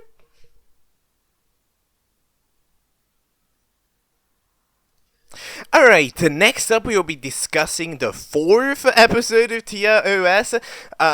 So basically, TiaOS, or This Is an Object Show, is a series that we reviewed a couple of months ago, when it released its 3rd episode, nearly at the start of Catchup. It was kind of this interesting show that didn't have much going on in terms of audio. It was a little weird. I'm not gonna lie, I don't remember that much of it. But anyway, that show did end, so I'm a bit confused on how there's season 4. I don't know. There's just one way to find out. It is titled, what the hell is it titled? It is titled 12 Elderly/26 Birds. Okay, let's go. Alright, that is episode 4 of TiaOS. So, alright, I'm gonna be absolutely for real. I consider myself to be somebody that overall can understand a pretty wide variety of things, right? Like on average, I can understand things, I can put things to words. This show is probably one of the shows that I've encountered in Catchup that I can explain the least. I have no idea what the hell this is. This is like just an ununderstandable vibe to me, Like, it's got this, like, meme-ness, while also darkness, while also uncanniness, while also something else. Like, it's so many things. Like, it comes in with no audio, except when it has a random-ass loud-ass audio of a scream. In fact, when I watch this video, I always have to watch on, like, 2% volume on YouTube. Otherwise, I'm going to get destroyed. And then sometimes there's random audios. Every time there's a text box, for some reason it plays the Half-Life sound, right? And then randomly partway through, some like iPhone ad in Polish is said for some reason, because yeah. And like I don't know. And then the challenges are kind of they're weird in general. Like, what is this challenge? This challenge is to bring the challenge is fun. Okay, so the challenge is to bring this guy 4 things that are cool, and then he will rate the 4 things that are cool properly. Okay, so it turns out that what ends up happening is, by the way, there's a bunch of contestants. What are the contestants? The contestants are Roblox Leg, who just speaks in asterisk, Graphene 4, a ball of a number doesn't exist, Musico7, whatever, that must be an app, I don't know, a Silency, and then Prizey. That's what the characters are. But yeah, they get divided into 2 teams. One of them is Team Hashtag. The other team, I don't know what the other team is.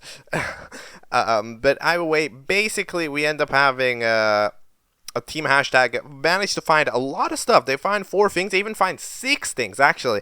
However, it turns out that, because the set is not first to get you 4 things, you have to get the 4 best things. So, at that point, our host, which I don't remember what you are, you're like a potato. I think, is that the lore? You were a potato, but you're in a white void, so you're just like a squiggle. Either way, you end up they were just not doing anything for ages until they eventually just end up forcing that team to be done anyways. But either way, Team Hashtag manages to decisively win anyways, so it wouldn't have really mattered if the other team got something or didn't get something. You have the outro, yet again, there's random screams. Like, gonna be absolutely for you. this stuff's not for me. It's gonna be absolutely for real with you. Like, I'm sure there's an audience for this. I don't know them. I don't know anybody who this would appease personally. Like, it's not, like, because it's just not within my circle of comedy. It's just not within my circle of people, right? Like, I don't know who would like this. Genuinely, I'm thinking right now. I don't know. Because I don't know, but that's absolutely, because it's not for me. It's not for me. It's for someone else, because like, oh my god, the guy screamed. Like, cause it's not a humor that I personally enjoy. However, if the show wants to do it, the show wants to do it. Like, I'm not gonna necessarily sit here and like police it, going like, you cannot do the scream, right? The post-credit scene, what do we end up having? Oh yeah, the caviar ends up dropping down onto the floor, and they're dropping down mirror deep, whatever the fuck that means.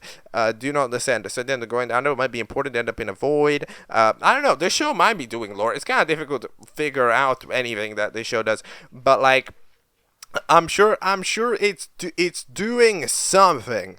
All right, something is certainly decisively happening. Do I know what? Kind of, but not all really. Yeah, I don't know. Oh yeah, didn't somebody took the sun for like a minute until the host came by and was like, "Fuck off! I gotta fix this." Yeah, don't grab the sun, guys.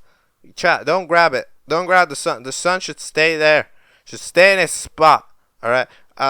But yeah, anyways, it's not personally really for me, this stuff. However, you know, I will still cover it and give it a quick detail. Go check it out for yourself. It's relatively underrated. It's one of the least viewed things in this video. So, you know, you can check it out for yourself, see if it appeases you. Next thing. Alright, and now the other round of digital clocks media stuff, Stillwater Mini. Now, you might be wondering, hold up. Are you not supposed to watch a mini? Well, yeah, I don't watch minis because, not because there's a rule I don't watch a mini. There's a rule I don't watch shorts. I don't watch YouTube shorts, okay? Of the creator. Like, I don't check them, and therefore I can't see them. I don't watch them. However, this Stillwater Mini just so happens to not be in a short and be a wide video. So that means that it shows up on my subscriptions. So that's how it goes. Basically, that's the explanation. There's 3 episodes of this so far released, starting with Stillwater Mini 1. Please, just drink water, please! Okay, I mean, I know we said mini, but this is a bit too mini. This is a micro.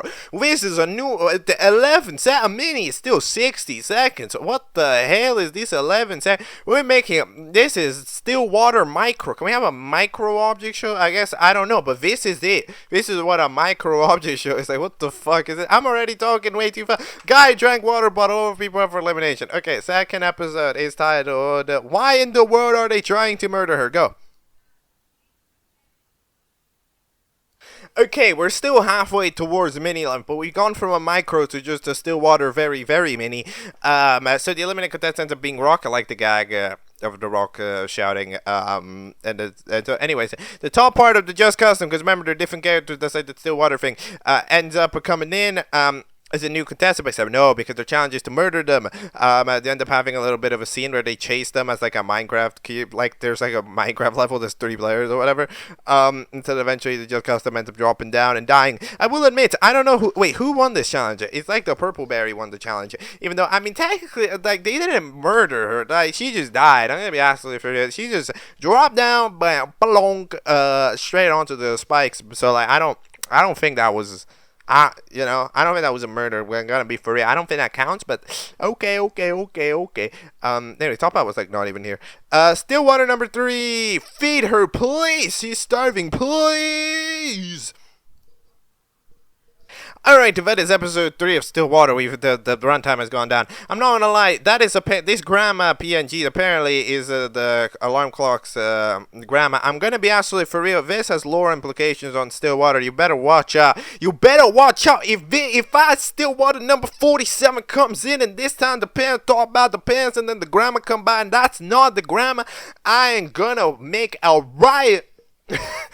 Anyways, so the challenge is to feed the grandma, and then the Top Hat ends up seeing the berry right there, and they ends up feeding the berry to the grandma. So that means that they are safe. Again, my personal opinion, if you get eaten, that's still, like, you technically did that as well. You were the one who got eaten, so I wouldn't say that they're up for elim. I say Topaz Cookie just got eliminated. My personal opinion. I just eliminate Topaz Cookie, because, I mean, yo-yo. Yo-yo. But, yeah. Alright, what do you think of the Stillwater minis? I mean, they're a bit too small. Relax, chill. You got 30 more seconds, and it's still mini. Don't worry, like, we're going too fast. But I mean, all right, it's fine. It's a mini. it's a mini, all right. Okay. I literally have no idea what the next thing is. We're gonna find out together. Yay! Alright, next up we shall discuss episode 7B of the Malaysian object show by ImanimationMLY, the show that I was featured in as a cameo. So if you remember last time in episode 7A, this fella came by, who I don't remember the name, you call like Cyber, ended up coming in as a relative of the spiky hair people. However, they are a robot and want to take down everybody. No, they're not called Cyber. Wait, who is called Cyber? Nobody's called Cyber. What am I saying? They're called Fizz. But anyways, they are a like a cyborg, and then they're trying to take down everybody. And you know, there's somebody on the loose. We gotta get all this shit on this episode 7B titled Time Travel. Let's go. Okay, that is episode 7B, and I'm not gonna lie, it ends rather abruptly, so we might be due for a 7C in due time. But either way, we have here a show. So basically, okay, I believe what's going on, alright, is that our fella here, Fizz, wants to take down every object, okay, like every object in this world, in this show at least.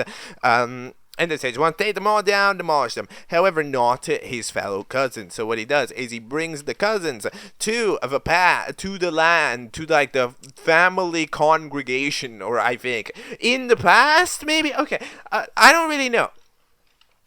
Hold on. So maybe the Fizz ends up because these fellows are surprised at where they are, when like they should know if they're the ones in the past. Right, and not the ones in the future, which are the ones at the top, maybe? Okay, I don't really know, because this is a time travel episode, but I don't know what time it is, ever. Like I said, we have to time travel to episode 1, yes, they went to episode 1, and then they were like, shall we go back to the past, and then they're at the past, where all of the spiky hair people are together.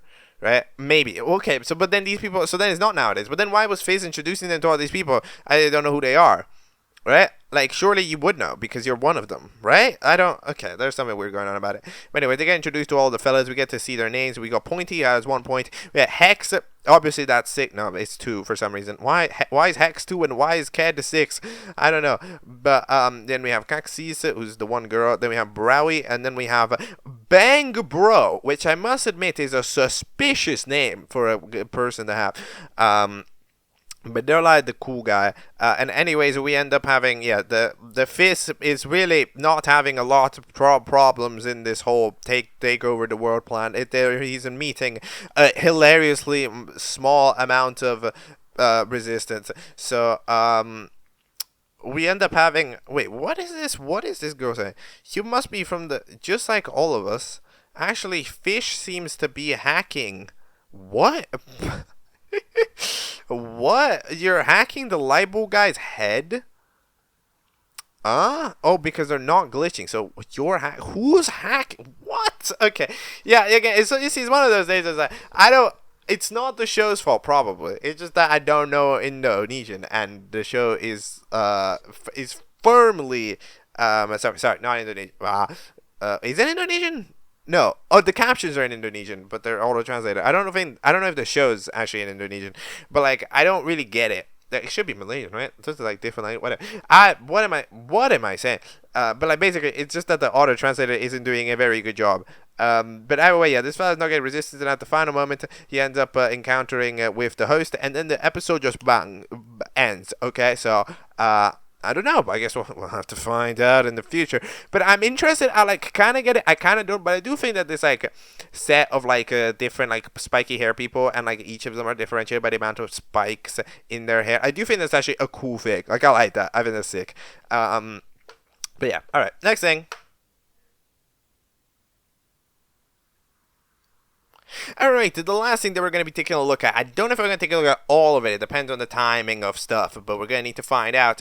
It's created by Ice Coffee, because Ice Coffee, the creator of Battle for the Dream Island, which we took a look at in its own episode a while ago, has released, the first episode of Season 4 of their joke show thing titled The Battle for a Building. That's technically an object show by a very loose definition of it. At the end of the day, it's created by someone who's, highly associated with the object show community. It has objects competing, even if in a weird style.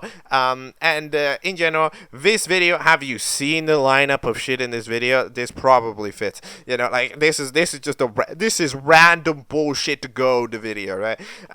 So we're going to watch at least the beginning of it, right? That way, I don't know if we can quite get to it, get to the modern times, get to the latest episode. However, look, we're gonna do what we can. Starting off at episode 1 of Battle for a Building, season 1, musical benches, go. Okay, that is episode 1 of the greatest thing known to mankind. So, okay, I'm gonna be honest, I don't really know what this is. However, I think, okay, I believe what is happening, okay, is that basically there used to be this program, alright, that existed, which was titled Go Animate, alright, and then it just so happens that this program, right, makes this type of animation. Alright, Go Animate doesn't exist anymore. Apparently it's titled Beyond or something, and it's turned into AI, whatever, right?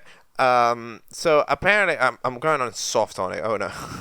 So apparently that is what this website is. So that is what this like thing is. And it allowed you to do like these animation, and the characters just look like this. So when we're wondering, because at the end of the day, this is a very different animation style than anything else, right? It's because of this, because it's apparently utilizing Go Animate structuring to get itself to like work, right? Which is interesting. I don't know if it's animate, like, I guess I don't technically know if it's animated using Go Animate, or if it's, like utilizing just the assets from it and then doing its own thing, but it definitely gives off the vibe that it's using to Go Animate. The challenge was elite. You get to see our contestants, some of them are objects, some of them aren't. I will admit, seeing that cinematic shot that takes like 5 seconds of the chair slowly getting thrown at the guy, that was kind of funny. I know, that was funny. I'll give it a funny points. And then we end up having, a bunch of other people sit, get thrown off, sit, get thrown off, sit, get thrown off, sit, get thrown off, until the last person, that's the one on the fridge, who's the circle, right? Yeah, because they're the badass one that hid in the fridge, ends up being the one safe, because they end up at the end of the 1 minute. I like how the 1 minute is literally 1 minute. Like, it's just like, okay, no, it's actually like 50 seconds. Well, at that point, just make it literally 1 minute, whatever. Episode 2 is titled Speaker Carnage. Let's go.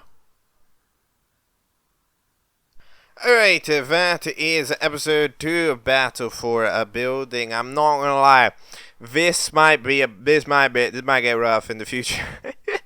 Okay, so here's the deal. Like, one of the things that I still completely don't understand about animation programs, right, is that, like, because this I'm being 100% honest with you, this does not make sense to me, okay? It's happened before with some other shows, even some serious shows, okay? I don't understand how the hell an animation lags. How does that happen? No, like, I don't know how the fuck that is possible, right? Because it's like, what do you mean it lags? Isn't this a rendered animation? How is it lagging? Right?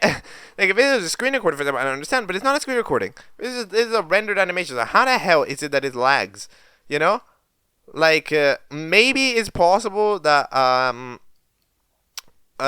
like, I guess I don't really know if it was lagging or if it was intentional, but, like, either way, it's still, but, like, if it's intentional, it's a pretty smooth FPS cut, cutting FPS on purpose, but, like, I feel like it was higher than it went lower, but, like, I don't know, out of animation, 100%, one of the things that I don't understand that is apparently possible is that, like, what?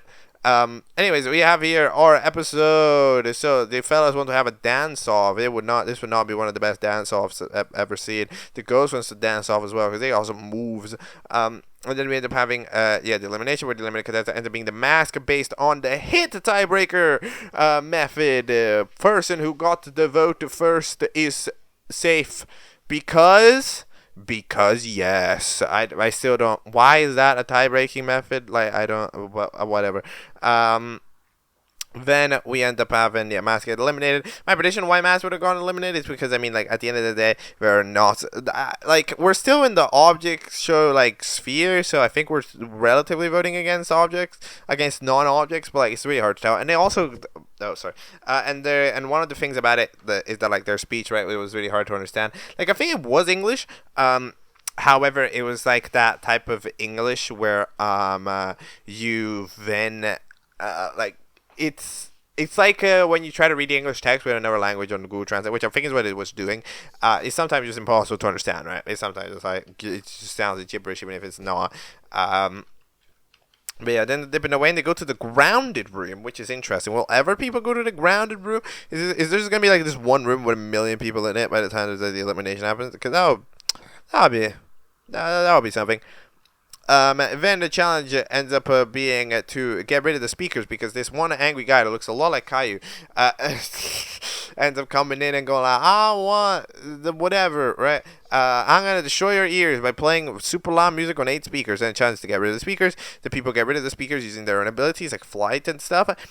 So far, everybody has been allowed to use or not use their own ability, which, you know, it's pretty cool. I mean, some contestants get to utilize it, and some contestants, like Ghost, you know, get to struggle because of it. But at least there's not, like, a direct, oh, you'll save because you're a Ghost, or, oh, you're disqualified because you can fly, right? Like, at least it's just playing, it's playing it straight up.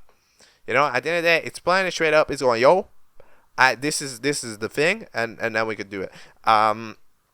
But anyway, one speaker is left after the whole shebang, and the safe contestant ends up being, if I'm not mistaken, the shirt. Yes, because they drop one speaker into a pile of 3 other speakers, and they all set on fire by crashing into each other. So that's pretty much what happens. Pretty smart. Who's getting eliminated? Do I care? Glasses, maybe? I don't know. What have you guys? I mean, they're too small.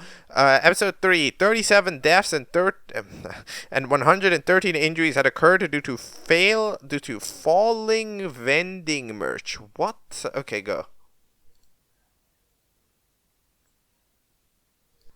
Alright, I watched the episode. I am 0 times closer to understanding the title than I was when I told you what it was. But yeah, we have here an episode of the series where some stuff happens. So apparently we end up hosting the elimination, where the contestant that ends up getting eliminated is actually the potato. The potato gets eliminated with 6 votes. So why? I don't really know. Like, I don't know. I mean, they look weird. To be for real, they do look weird. You know, at least the glasses are an object. Like, is that really how people are voting? Are we just voting for the least object, for like the least object to get eliminated the most every time? Like, is that the idea? Do I need to start making it? Oh, the joiner will be the one that's the most the object. You know, like, is that happening? Because I don't really know, to be 100% honest. But, like, you know, it's just the whale archetypes. Anyways, then we have ourselves the fella so the host wants us to meet this guy. His name is like PC whatever. He ends up getting crushed by an airplane. So the challenge is to host him a funeral. One team hosts a funeral and accidentally burns the grave, which is how did that happen? But I don't know. They end up doing that. And then meanwhile the other team are going to troll and throw a party instead, as like a surprise. Haha. So that means that at the end of the challenge is cancelled and they have a debut instead. So a lot of people are up for this debut, including Mouth, Fridge, who's like the fridge from the other time. Then we end up having Santa, who likes kids. The fuck is a car? Well, I don't know what this is. Why the fuck is a car on the stage? That they should join. A Swever. who speaks in like Japanese, and then Bean, who just walks by, and then Boris, who's like the mom of the Caillou, who died earlier, and then there's Plant, who's like says all their actions in a direct sentence. No, like says all their actions in like a proper thing. So it's like bites the air, which is that's kind of funky, right? Who should join out of these? The car would be funny, probably. I mean, like, at the end of the day, this is a show with a lot of... This is a show that is a joke, so just add the most joke potential fella in here, and I believe that the car allows for the most potential jokes and ideas. So I would personally tell you that they should be the ones joining. Who do I think is joining, though? Fridge, if like right, they're already participating in the series partially to a certain extent. I would say that Fridge would be the one that I'd probably expect to join based on the rest of the season, especially because I don't believe that any of these recommended characters, like any of these debutantes are recommended characters. I think they just are. So like in general, I think that overall should be relatively positive towards this. Okay. Alright, let's just jump right into the next episode. Battle for Building 4 is titled I Ate a Bagel. Let's go.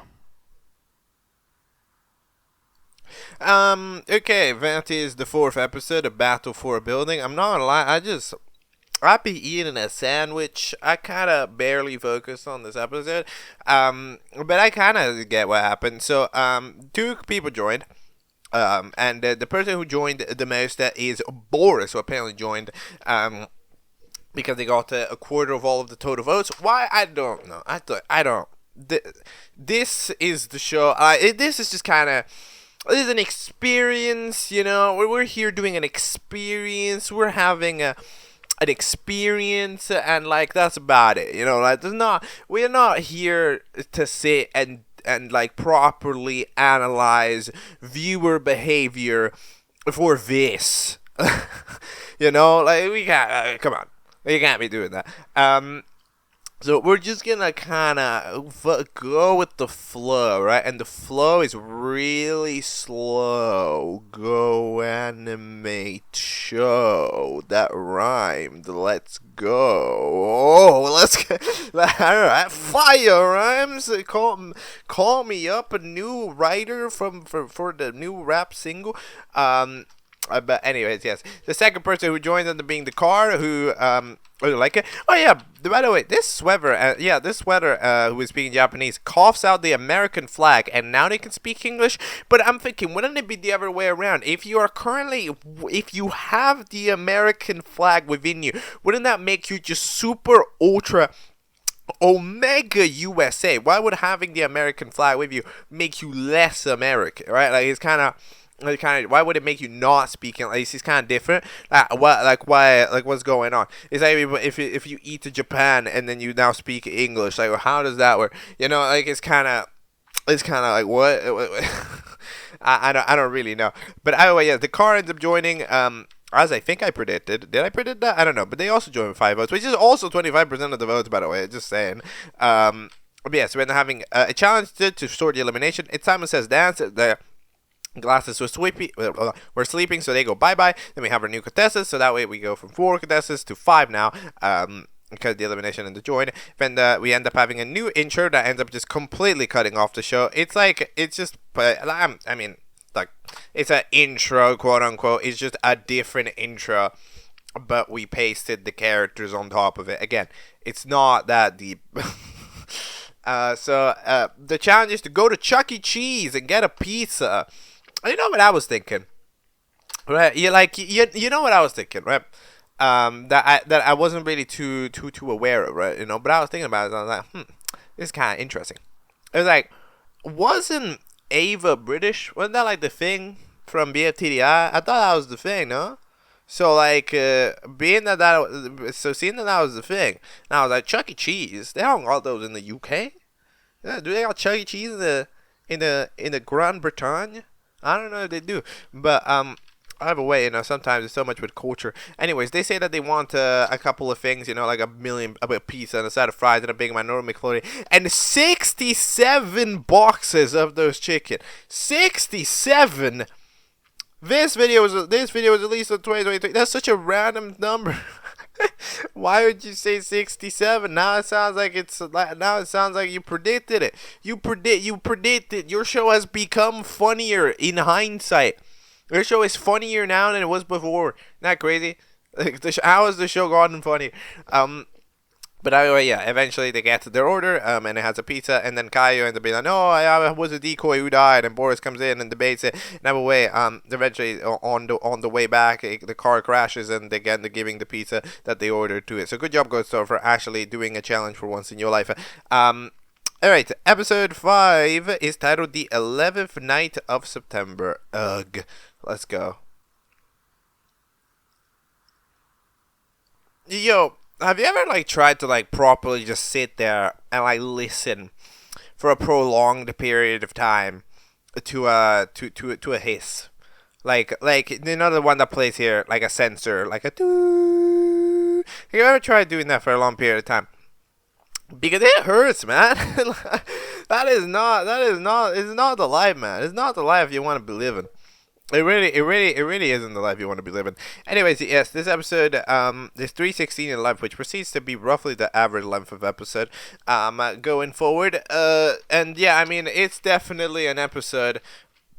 We have the opening scene where the people are like, yo, what does the cloud look like? We have some great quotes, such as, the cloud looks like a cloud. Thank you, Boris. You are so smart. I am so glad you joined. And then the ghost goes like, cloud looks at your face. Ayo. I mean, if the cloud is a circle, now if the cloud looks like is an oval, then yes, that would be perfectly correct. So I don't really think. And also, hold up, how is that even a diss? How is that even a diss? Yo, if there was a cloud that looked exactly like your face, wouldn't that be hype as fuck? Imagine, look at the sky and you see you. That would be fire. That would be fire emoji. That would be the. No, that's literally not a diss. Get rid of.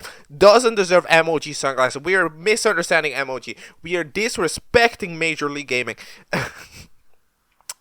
But yeah, anyways, we have the elimination time where we're at a store because there you buy all of the chocolate bars in the world, whatever that means.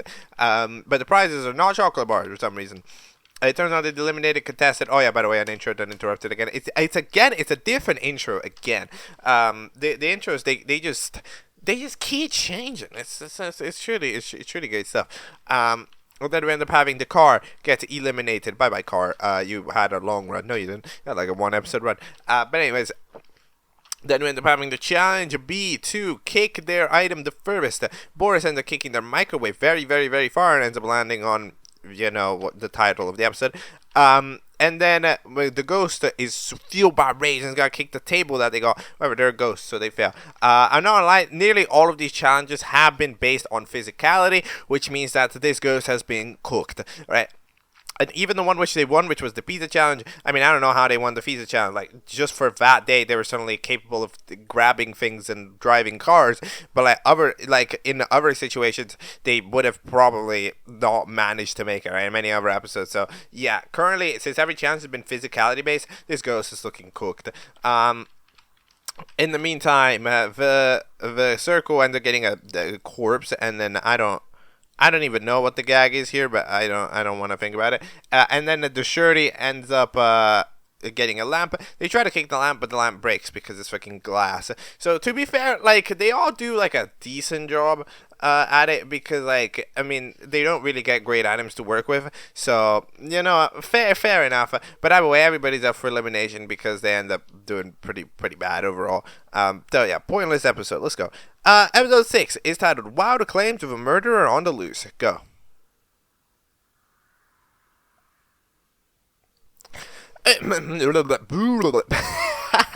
Okay, you know what? We're going with that. Okay, I usually restart by then because I did the breathing and then I coughed. Then I made some random noises. But anyway, great stuff. So that is Battle for a Building 6. So Circle. All right. Let's talk about this for a moment because we have an actually interesting voting system here that's not propped up very often. Should A happen, that is the simple question that gets asked in the voting. Yes or no? So in this situation, characters putting up for Elam, and the debate is, should they be eliminated? That is the question that is being posed to the viewers. So now it's kind of an interesting debate. Like, what it does tend to be the vote in this situation? Like, what would people choose? And the answer is, I don't really know. I mean, I'm imagining, okay, my imagination would be no, right? Because, like, it tends to be, you know, a technical decision. But, like, people, at the end of the day, people want more episodes of stuff. Right? But that's just, like, a thing. That's true. So people tend to just want more episodes. So since people tend to want more episodes, that also means that they... how do I best say this? They want more episodes, so they'll not eliminate characters just for the sake of it, right? Like, if they can have an extra episode, they're gonna want to take the extra episode. So I'd say regularly no. However, I think how it would actually go is it would just depend from the character. Did the character do something mean? Did the character, like, basically, if you would vote this character get eliminated, you would probably say yes, usually, like in a split screen. However, if you wouldn't have usually voted this character to be eliminated, like if it wasn't your number one pick, you'd probably pick them to stay, right? That's kind of the debate. That's kind of the two options. So yeah, in this situation, I'd predict no, but it's hard to know. You see, it's kind of interesting. Like, it's by far the most interesting thing the show has done. We want to know about the rest of the episode. We end up having the elimination where the eliminated contestant ended up being Boris, who gets out, so that makes a double debut Elam. Yeah, it was indeed the most useless debut in the history of content. Then we end up having the challenge that is you're in prison. Escape the prison. A loser gets put on death row, which is interesting. Oh yeah, by the way, the intro just constantly plays at a faster and faster speed. Like, it starts playing at like 100 times, 200 times speed. That's a fun gag if you're like paying attention. Which I mean, it always comes as like a jump scare. So that's yeah. For once, a physicality-based challenge that goes... a challenge that is physically impossible for a regular contestant to do. So you end up giving it the physicality for the ghost to do, which is rather nice. Because they can just, of course, fly through it. In the meantime, Evil Boris comes in and says, I'm going to eat one of you. And they eat the circle. And then the shirt just ends up, I guess, by process of elimination, just TPing out of there. So... yeah, overall, is Circle going to get out? Dude, it's an interesting question. I'm going to say no. But, like, the thing about it is, I don't know if people like Circle. Did people like Circle? Do I know? I don't know. And I don't think I care that much. So we're gonna go with it. They're gonna go with say that Circle survives, but we'll see. In episode number 7, which is titled 7 lucky 7. Wait, 7 the 7 lucky 7. The 7 is so lucky number is the finale. Wow, what? Okay, let's go. Okay, that is the finale of Battle for a Building. So, gonna be fully honest, you know how I was genuinely interested for the results of what the poll would have been. Well, I don't know. Because it turned out that this time we decided to use fake voting results for this. Which eliminates the circle with 598 out of 1,000 votes or whatever the fuck. It's just something bullshit.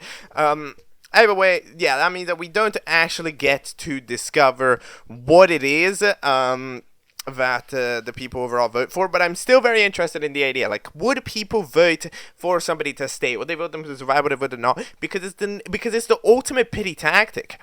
You know, like, it is, by the end of the day, it is like, it's the ultimate pity tactic. You just simply go to it, because as soon as you see someone like, hey, do you want to murder them? Do you want to eliminate this person? Like, it's a much more direct question. It's not like, who do you want to eliminate? It's like, do I eliminate you? Right? So that gives them more pity towards them automatically, right? So I think that's also kind of interesting. But anyways, we end up having everybody else come back because of the finale and the final challenge, which is a rap battle. So we start off here with a rap battle. Now, I'm not gonna lie, these raps are not the best raps of all time. They barely count. First of all, it's a rap battle, but who are they rapping to? Like, they're not to each other. Like, one of them goes on the stage and the other one goes on the stage. You know, a rap battle, they're supposed to stand side by side. Have you never played the Roblox? What is this rap battle? I don't know. And they're not even talking to each other. They're just kind of talking. So I'm not gonna lie.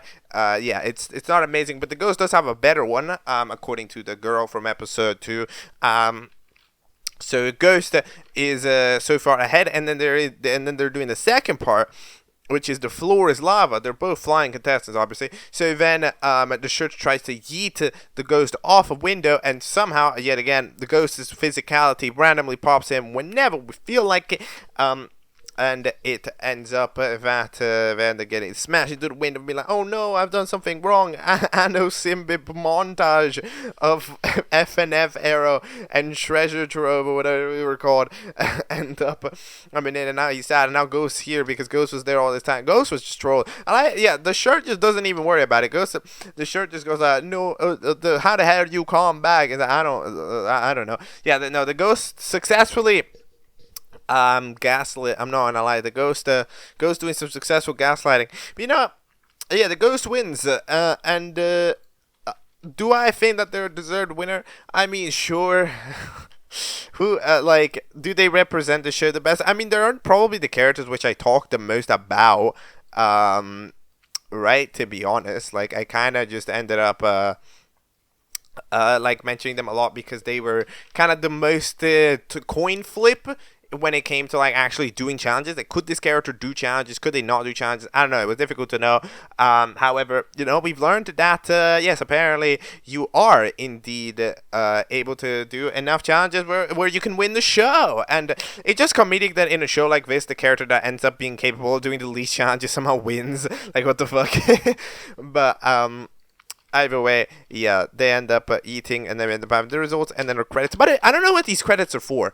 Like, they're not the credits for this show. They're the credit for something. Like, I don't know what show this is. Just being 100% for real. I don't know what these credits are for. Is that the second time that they've appeared? Does it say it? It's like, I think it's like an Adult Swim show, but I don't know what it is. Like, to be honest, Adult Swim has a lot of shows. Adult Swim has shows, man. So, yeah, I'm not really sure. What that is. There's a shitpost at the end of a GoAnimate. GoAnimate has a watermark? Wait a minute. Oh yeah, it does have a watermark. Why is the watermark not in this show? It should be, for real. We should really have the GoAnimate watermark in this show. Alright, whatever. Anyways, it's time for Battle for the, second season.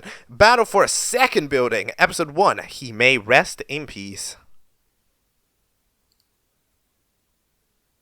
Okay, it's season 2. Okay, you know, I'm getting pissed off. What are these credits for? Give me a moment. Who made this? Zach Hado. Hold on. I'm gonna Google this line. Zach Hado, American YouTuber. Okay. Known for his pseudonyms. TV shows, Smiling Friends. Oh, yeah, that would make sense. Oh, yeah, because that's on adults. So, yes, okay, that makes sense. All right, yes, Smiling Friends. Not a show that I personally watched. I've heard stuff about it, but yeah, not a show that I personally watched. So that makes sense. All right, so Smiling Friends is the constant credits on this. Okay, we know. Anyways. Season 2 featuring new characters of which they exist. There's so Sweater's here, Shirty's here. Then we have a new fella, karate shirt fella. They form a team. Then we end up having a team with a fella called Water, a fella called Smiley, who wants to work on Smiling Friends, and then Orange, which has like green hair. Okay, cool. This is a consistent design trait for majority of orange-based characters. I don't know why they keep doing that. And then the other team ends up being Rosie, who's just the girl, Circle, and then Bean. So yeah, their team is called Team Fucking Sucks. The other team is titled Team Orange is So Hard and Water is Ugly. And then the last team, I didn't even catch their name. But either way, they're all bad. So Team Fucking Sucks wins, and the other people are up for elimination. I'm gonna be absolutely for real. When you're I still don't understand this. How is it that like in like nearly every audio show there's always like a freaking challenge that's like best team name wins. However, like, and no, every like meme show has a challenge best team wins because they don't want to make an episode over 2 minutes. So like every show does this. And then somehow, never in any show do the contestants sit down and be like, okay, we need an actually good team there. Because the thing is, contestants do that. They do go like, oh, we need to pick a good name. And then somebody says a random word like tomato, and then randomly it's Team Tomato now. Like, it's just, it's so goofy. You know, it's so goofy. I hope you're doing this. Like, come on, the challenge is to get a good team name, and you're actually coming in with the team name Orange is so hot and water is ugly. Like, what the fuck? What the fuck you do? You're throwing. I don't know who gets eliminated. Maybe Orange, because they were mean to the water, like to an exaggerated degree, and maybe I don't fucking know, bro. All right, episode 2 of Battle for a Second Building is titled "Survival Skibbity Toilet the Killer." Go. I haven't been pointing out that there's an in-loving memory of at the end of each one of these episodes. I don't know why this one. I mean, this is Piggy Pug's profile picture. By the way, this is Piggy Pug's profile picture. This is 2023. Bro needs to change it. It's okay. No, it is different right now. I mean, like, oh yeah, it is. Oh yeah, Piggy Pug's profile picture is different. It's not that much.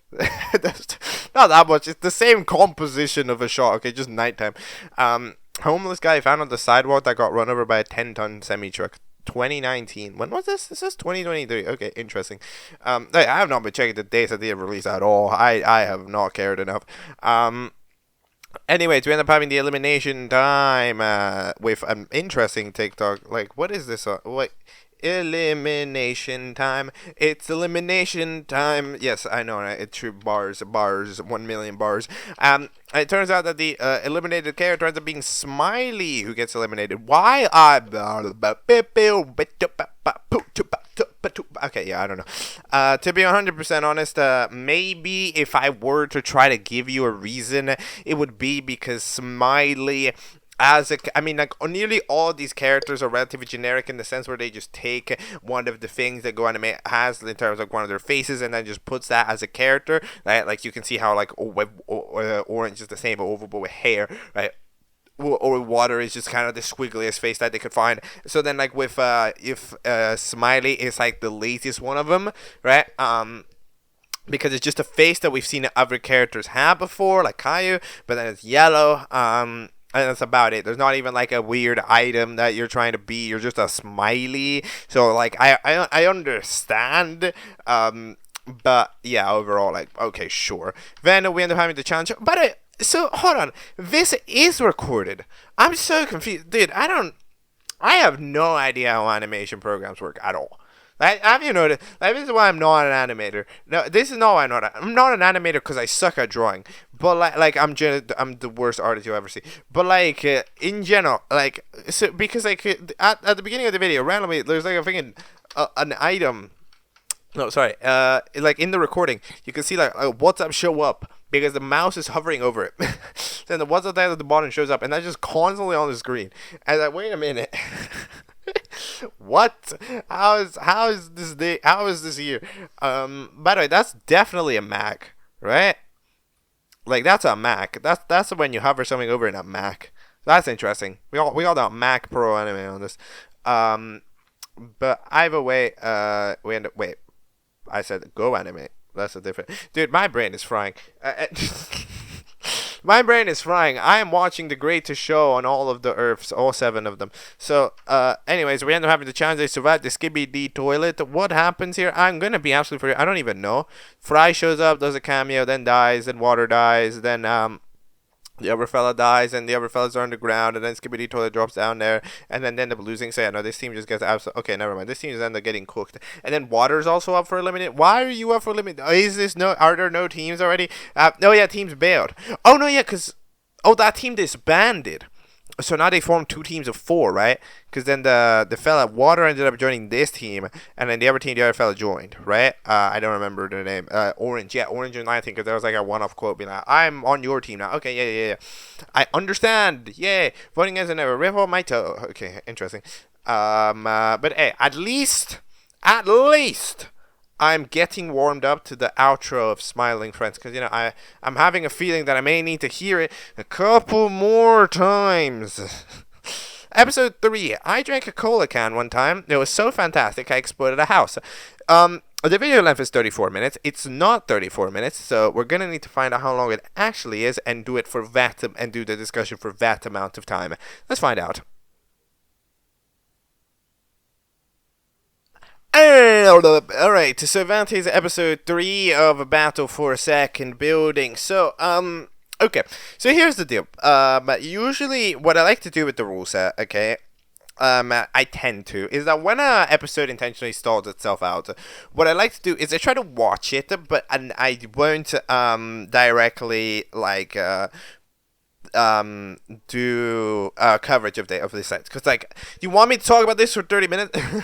So that's usually what I tend to do. However, I decided that I'm not going to do that here, because first of all, this show is joking, because like, for the meantime that like, this is 30 minutes, you don't think I see the 2.5 hour long video later on in this playlist? Like, obviously I do. So I'm not going to force myself into a rule set that eventually makes it impossible, right? Like, what if one day somebody's coming out with an 11-hour episode, right? So yeah, anyways, the rough real runtime of the video is about 4 minutes, because it takes 30 minutes to get into the loop, and it takes about 1 minute out of the loop for us to do the rest of it. But basically, yeah, we end up having a bit of a chit-chat about like stuff at the beginning, because apparently friggin' the host has decided that they want to become a Vipsy Pop show, and they're gonna just swear all the time because of a pill or whatever reason they made up. So then they're doing that. Water ends up joining their team. Mango ends up giving a story. Then we end up having Circle be super sad, right? Because apparently they've been lied to everybody who called them Circle, because I don't know, they don't have mirrors in this universe. There's like, no, everybody told me I was a circle when really I'm an oval, and now they became emo, right? So that's what they're doing. So yeah, they're like sad now or whatever. Then we have it's elimination time. It's elimination time. Yo, kind of fire buzz though. But yes, then we end up having the eliminated contestant to be who's the eliminated contestant? Oh yeah, it was Shirty. Yeah, Shirty got eliminated. That makes sense. They were a good performer in the previous season, and people who do well may never do well again, according to voting logic. And again, I mean, like, yes, I can blame the voting logic. However, like, it's this show. So, am I really going to blame the voting logic? No, not really, because, like, what is the voting logic? I don't know what my voting logic would be. Like, do you? Like, I don't. So, this is doing its job. Then we end up having, yeah, the really, yeah, so if you're curious, the loop is because this jacket ends up going really, and it does it forever. One of the interesting things about this, though, okay, I will point this out, since this is using GoAnimate, which ends up giving the characters idle animations, it's not like a literal loop. So like it is. So you do see the characters, you know, they're doing blinking, they're doing their idle anims, while this really is taking place. Which is interesting. So that means that it's not like a still image like a lot of other things are. Like when we've previously seen these types of stalls, usually someone puts on like a still image. Like for Object Nonchalant, one of the ones was like, we ended up having an image, oh, they're sleeping. So like, oh, we gotta wait for them to wake up, and it's just an image of them sleeping, right? However, like, with this, the characters are actually still technically moving while the episode's happening, which is interesting. Anyways, we have afterwards the challenge, which is to destroy 6 piggy pugs. I don't, what did bro do?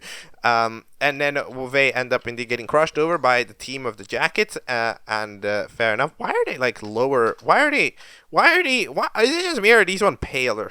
Is this one paler than the one that were on the, like, these are less red than the ones that were on the memorial sign. Like, what is?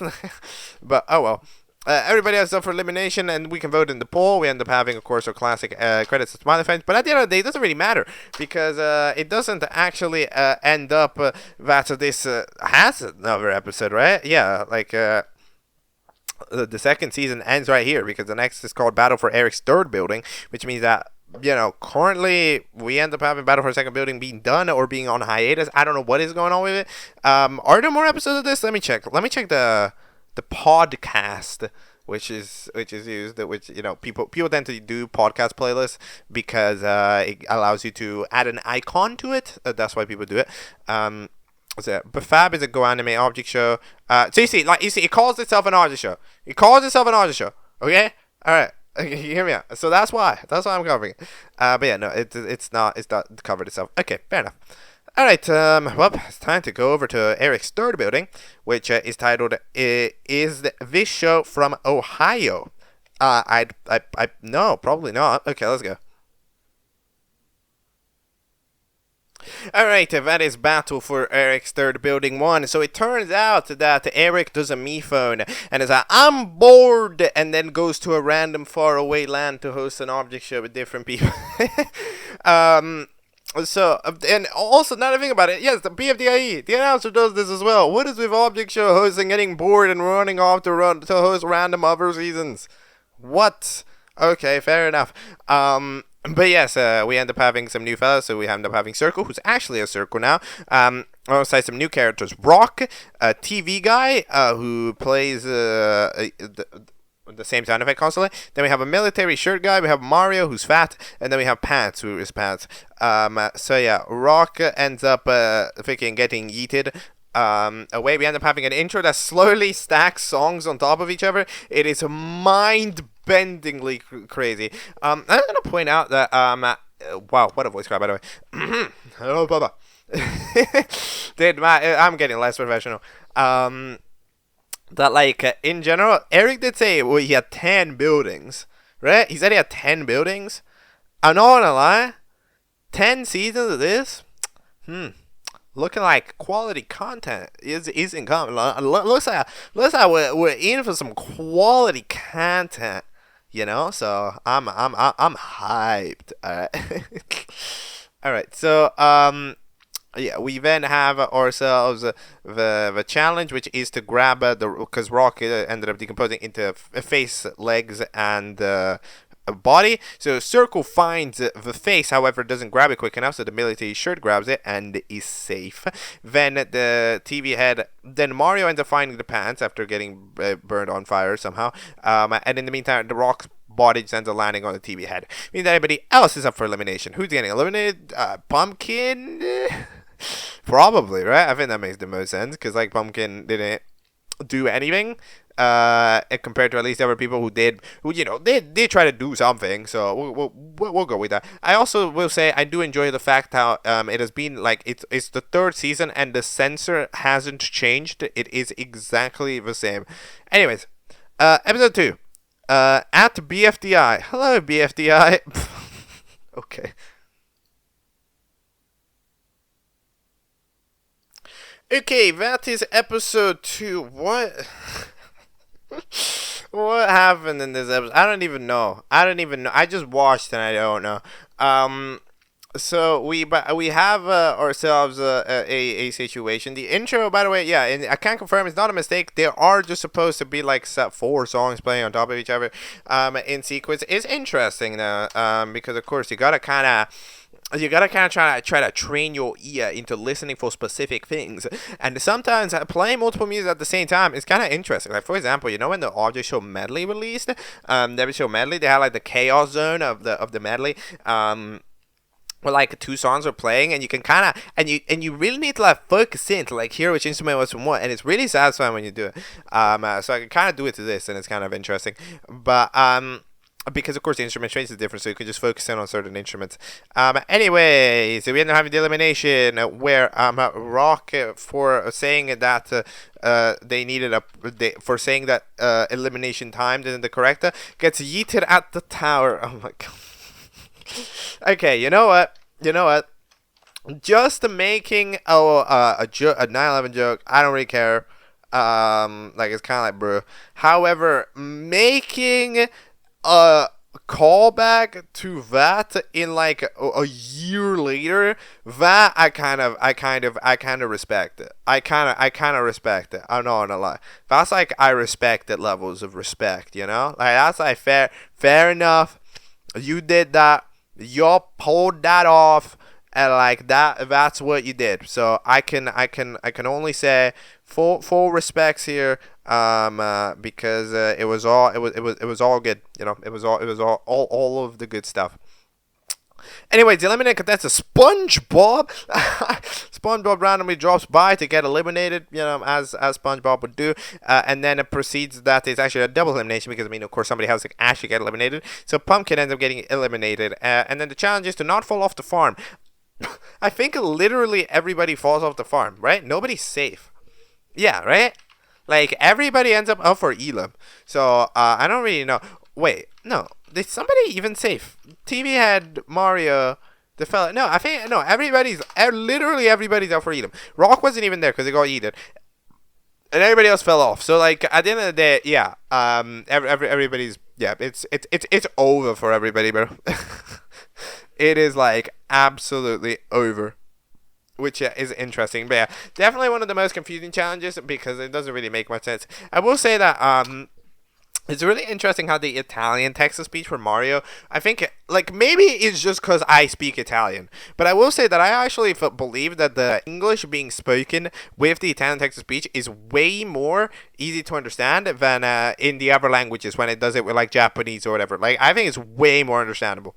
Just saying. That's my opinion, though. I don't know if that's true.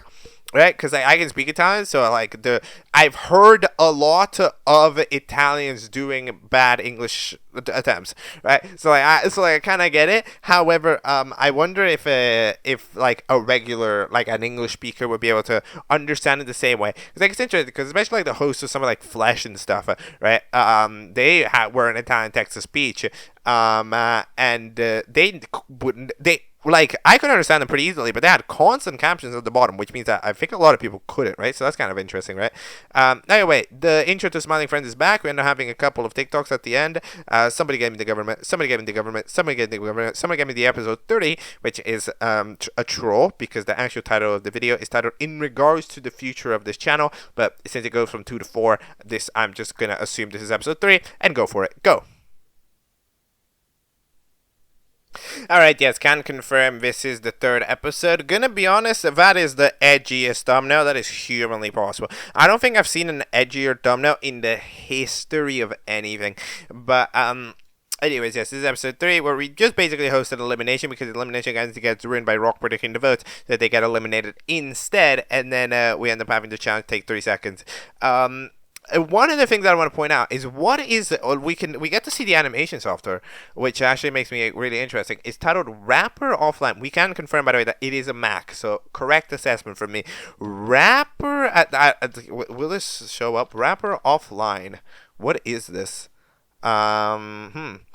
Is a recreation of the original GoAnimate website with the end goal of preserving its earlier content and acts as a way to make GoAnimate style videos. Oh, okay. Alright, so that means that the current GoAnimate, what is the current GoAnimate? Because, like, apparently it turned into Vyond, but, like, what the fuck is Vyond? It's like, this is just an AI. 65% of the Fortune 500 rely on Vyond. What?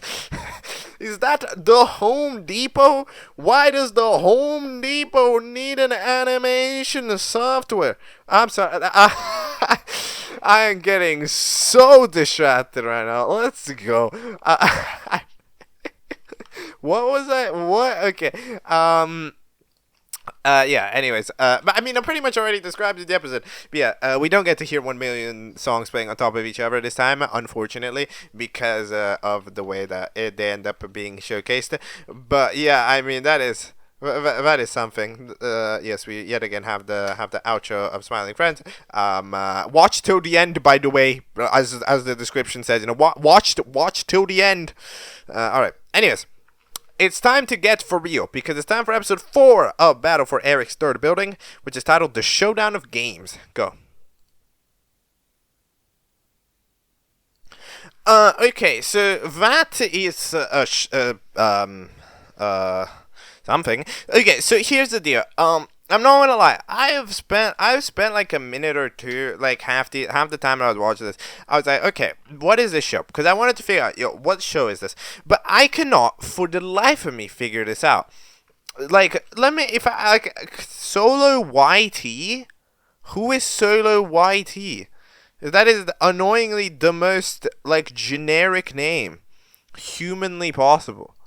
You know, so like I just don't know what show this is. Yeah, like Solo IT object, like it's not like, no, it just doesn't.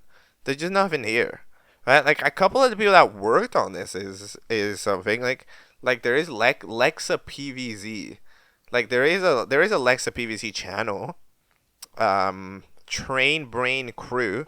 So you made Train Brain, which is a series, but that's about it. That's everything on this channel. So. Like that's about it for Lexa PVZ showcase. Check channels. Is there no Lexa PVZ? Yeah, there isn't. I can't find this Jimmy. This other name is cut off. Tunip. I found I found Tunip's channel.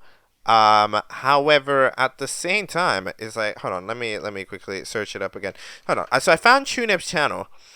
So this is like a proper registered channel, and there is a playlist here. Shows I work for or previously worked for. Okay, yeah, you think, okay, gotta be here, right? However, it's not. There's a different, like, there's like some different shows. However, there's nothing here. Like, there's only 11 videos in this playlist. One of them's taken down. So, I mean, there's a possibility that whatever this is, it was the taken down video if it also only had one episode, right? But, like, I genuinely, because I tried to look up, but it's kind of difficult because, like, I mean, it's such a generic name. It's just called Fight of Power, you know? Like maybe, like, I guess I haven't just tried, no, because, like, if Fight of Power, if I just search that, it's just gonna find the power music video. Yeah, no, that's not gonna work. OSC, nah. It just brings me teapot stuff because the power. Yeah, I don't know. To be 100% honest, I have no idea what show this is. Like, I'm sure, like, I don't believe that it's just gone because I feel like that doesn't make a lot of sense. However, at the same time, I don't know where the fuck it went. I don't know where it is. So yeah, look, I'm definitely open to the possibility that this literally is just like the only available possible archive of whatever the fuck this show is, right? Like, I was like, yo, I got this on the files, we gotta drop it, right? Because, like, the thing about this episode, it is literally just the episode of that show. There's not, at least I didn't spot, not a single difference. It is exactly the same, you know? Like, nothing has changed at all. From like, at least there's no notable change that would make it imply. So that means that would make this episode just entirely whatever. It's just a re-upload, you know. Which, I mean, it's okay. Like, I understand the gag, right? Because of course the gag is funny. Haha, this episode of my show just isn't an episode of my show. I will still absolutely be saying that you can't just steal shit. So I don't know. I mean, like, I hope that, you know, you're at least friends with whoever the hell Solo YT is. I don't know who that is. Who is it? Who is it? Who is this mysterious? What is this mysterious show? That has just been re-uploaded mysteriously. If you're curious, I haven't said literally anything about the show because I don't care. You know, like, this isn't the show I'm supposed to be looking at. But I will say that at least if you want my general vibe of it, I do think that it is a relatively fun concept.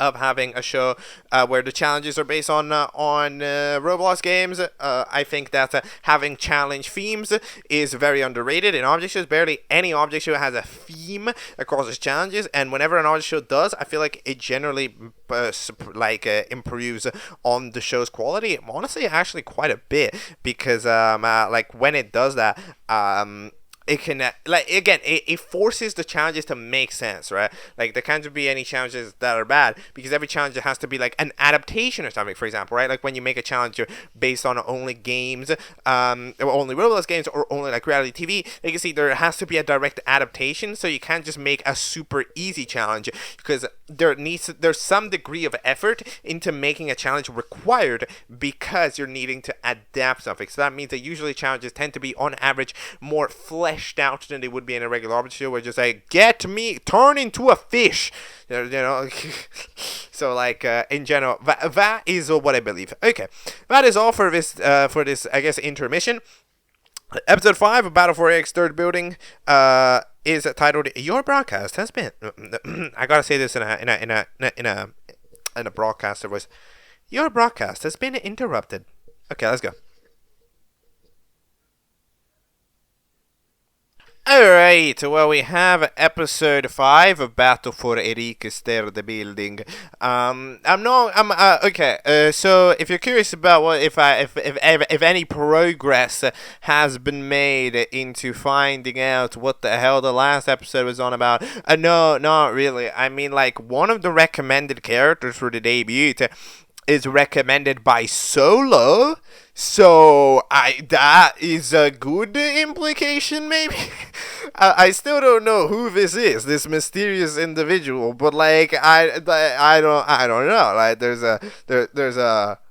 a bit of a story going on, if you know what I mean. So yeah, stories happening. But either way, if you're curious, Among Us dies after being at the hospital. You know, we end up having a scene. Like, no, don't leave me. No, I lived a good life. You can go, because for some reason, again, because you know, again, this is a show. Recovery centers decide that they will exist whenever they feel like they will exist. So you know, that's kind of how it goes.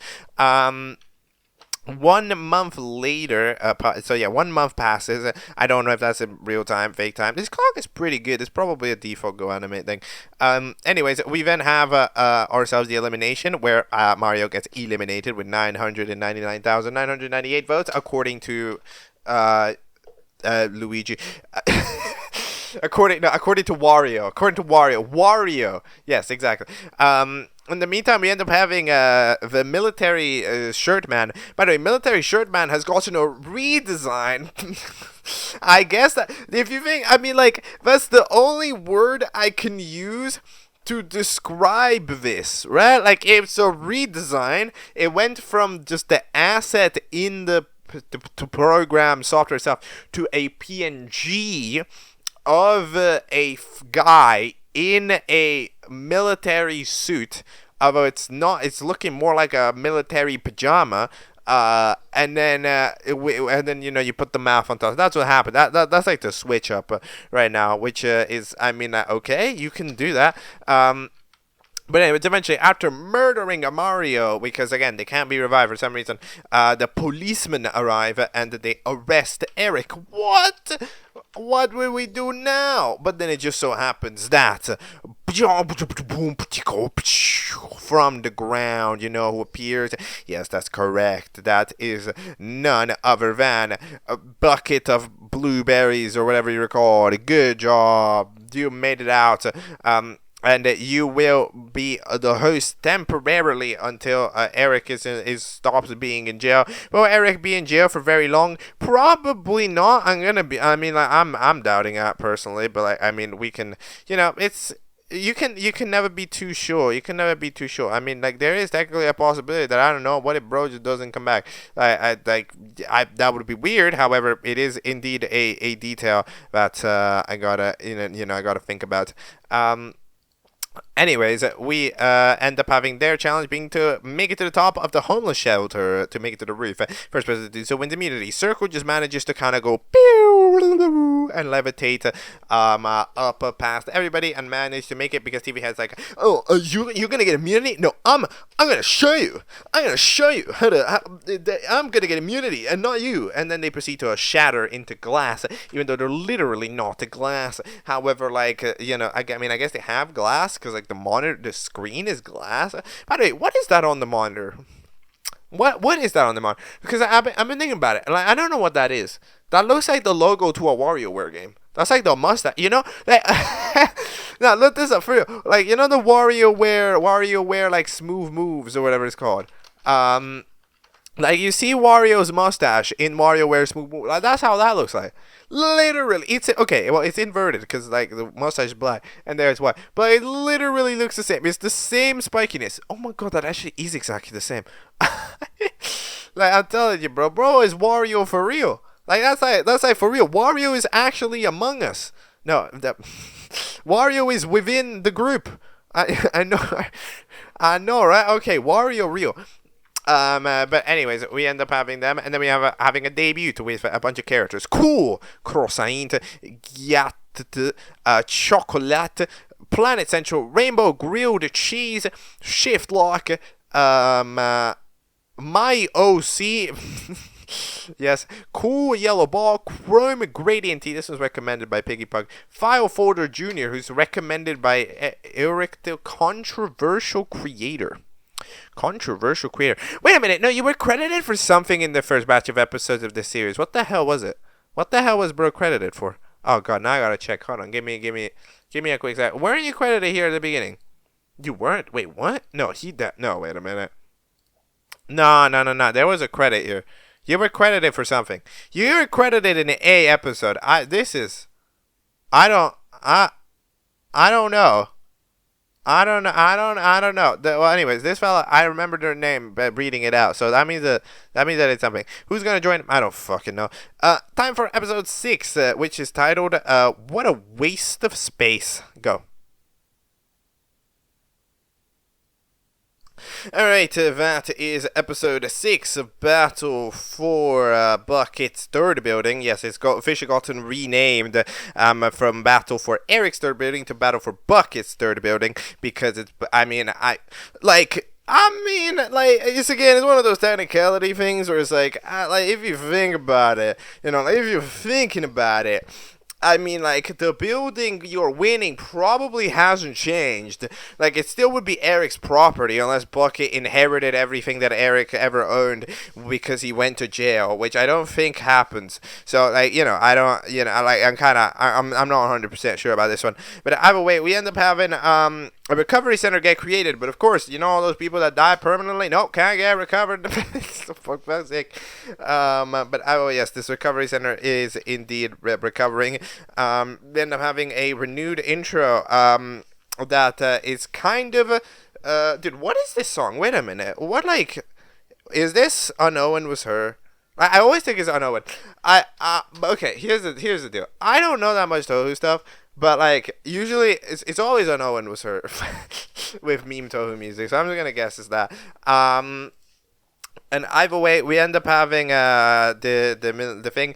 One of my favorite parts about this intro is that none of the assets are correct. Literally, pretty much every single asset is wrong, right? It's not the asset that actually ends up being there on the show, which I think is rather fun.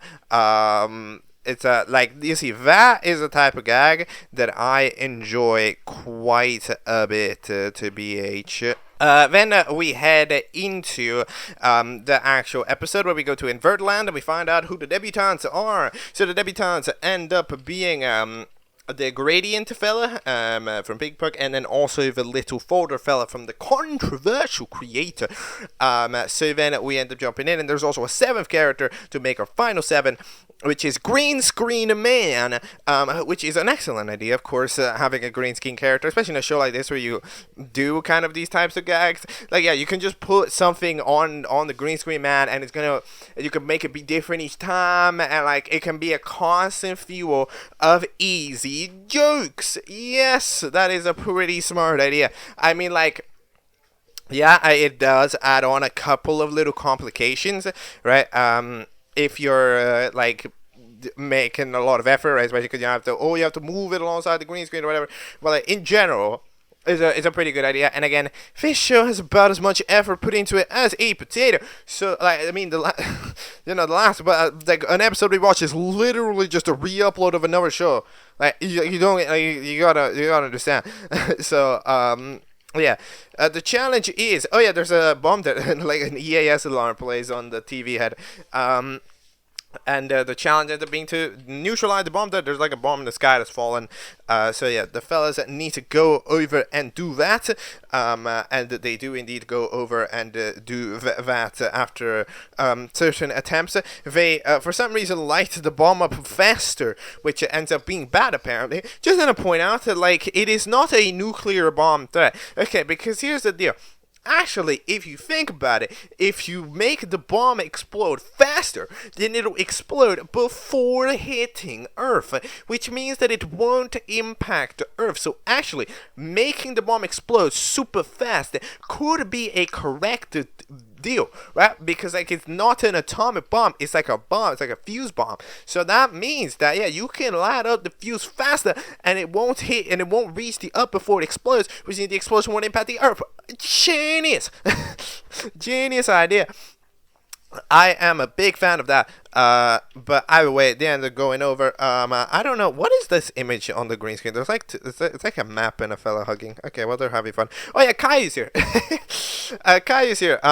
They're here to enact their revenge plan, and they end up trying to take down these fellas. For some reason, they have become super strong. However, eventually they end up getting defeated at the last second because they actually defeat everybody. However, at the last second, the TV fell out. The TV monitor ends up managing to yeet the bomb alongside normal Caillou, which is the other Caillou that Caillou used to get rid of to defeat the freaking fella that was shooting laser beams at them.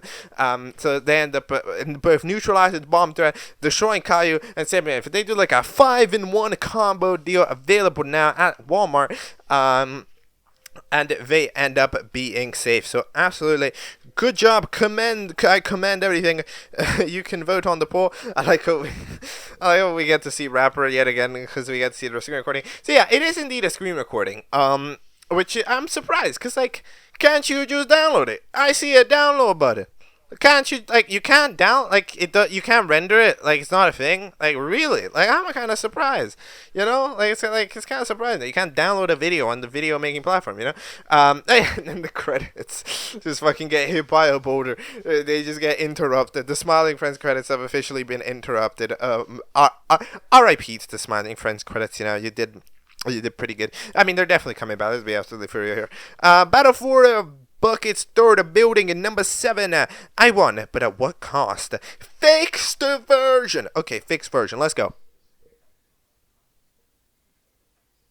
Alright, that is episode 7 of Battle for Buckets third building. It's at this point, you know, we're deep into it. Not gonna lie, I do think that it is a rather interesting. Yeah, there's gonna be people in the background. Look, I don't got time for retakes. Okay, if you hear something in the background, just pretend you didn't hear them. Okay, make like an Eric and Scram. All right. Ooh, got him. An epic roast of the 21st century. Anyways, yes, I can't believe that the show actually has proper credits now. Okay, I'm curious. So what is the voice for the freaking fella? For the fella that ends up coming in here. Okay, I don't even. Okay, you know, don't even know your name. Oh yeah, I don't even know your name. Okay, never mind. But anyways, we end up having a fella chill out watch. Apparently, he enjoys the show. There's a viewer who enjoys the show, and then he proceeds to get arrested because enjoying the show is illegal because the show has bad things in it. Fair enough. However, yes, it is indeed on TV, so also fair enough. If the show was illegal, it wouldn't be on television. But it's also fair, why the hell do you like the show with terrorism in it? Both of those things are equally as true as each other. They're somehow both correct in this argument, which I think is rather interesting. However, while they are doing that,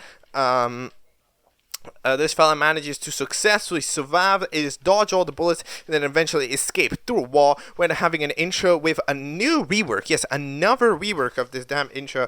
There's like a slowed down version of Chaos Impact. It's like a random... If you think about it, like this slowed down Chaos Impact kind of has a vibe to it though, if you think about it.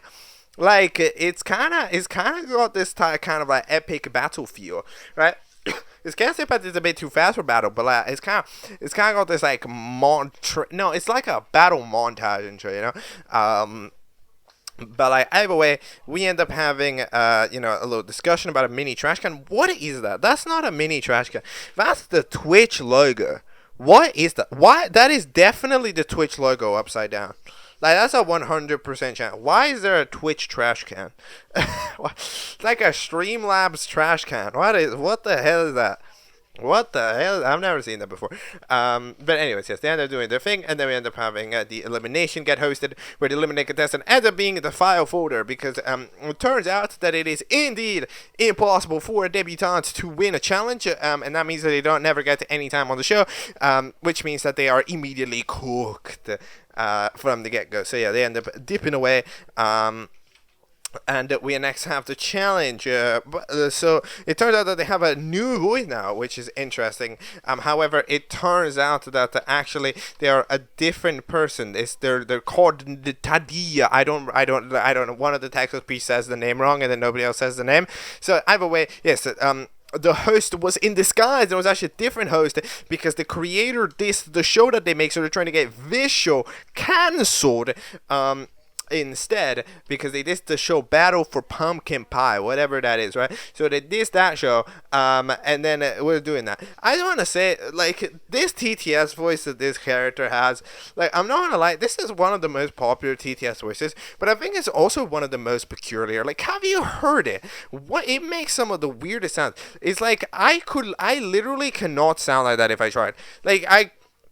Like, because the sounds that I make, like, again, it's based off how someone spoke.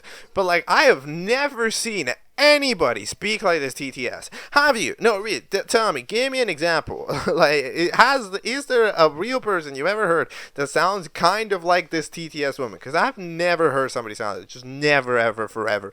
But either way, yeah, their challenge was to fetch the 2 N-word passes, but of course that's not the challenge.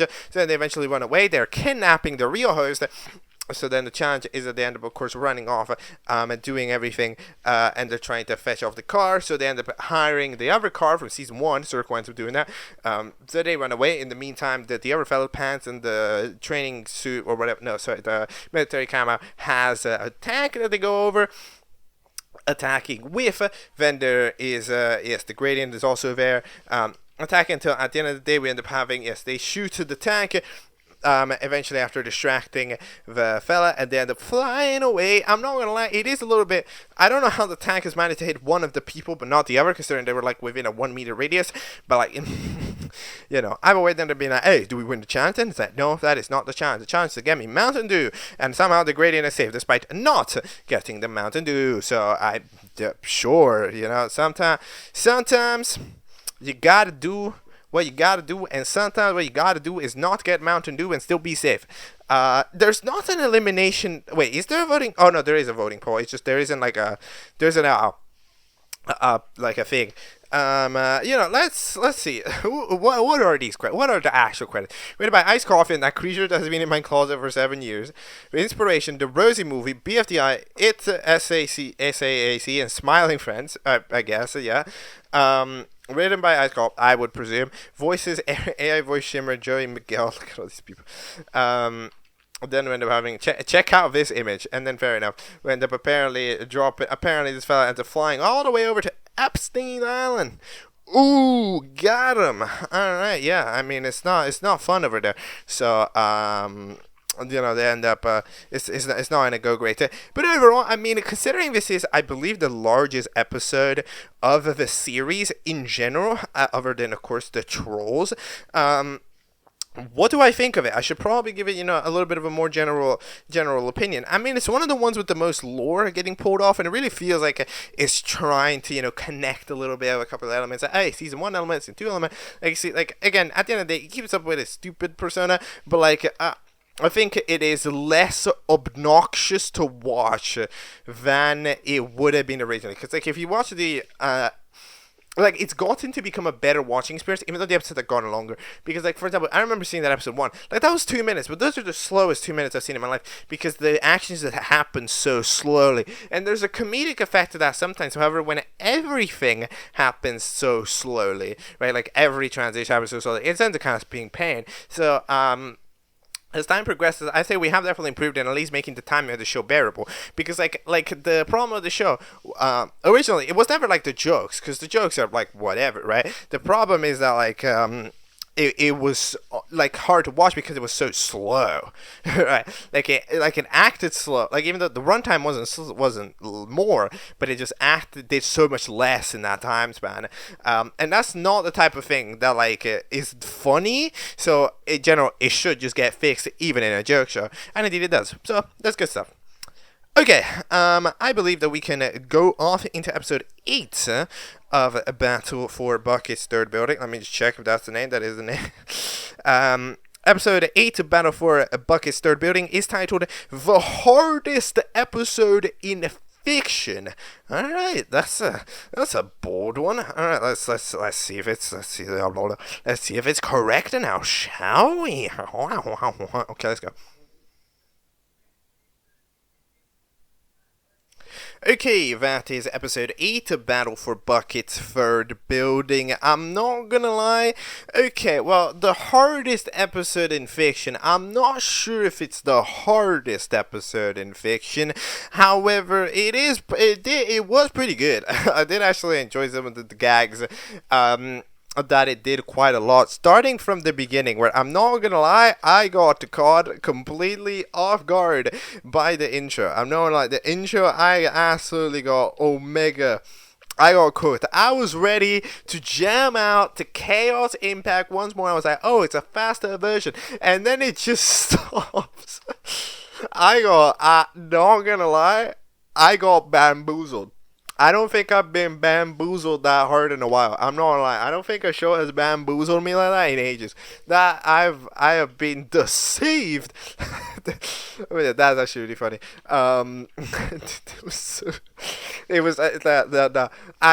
My live reactions are usually really boring, but that one would have been funny, bro. Like I'm being for real here.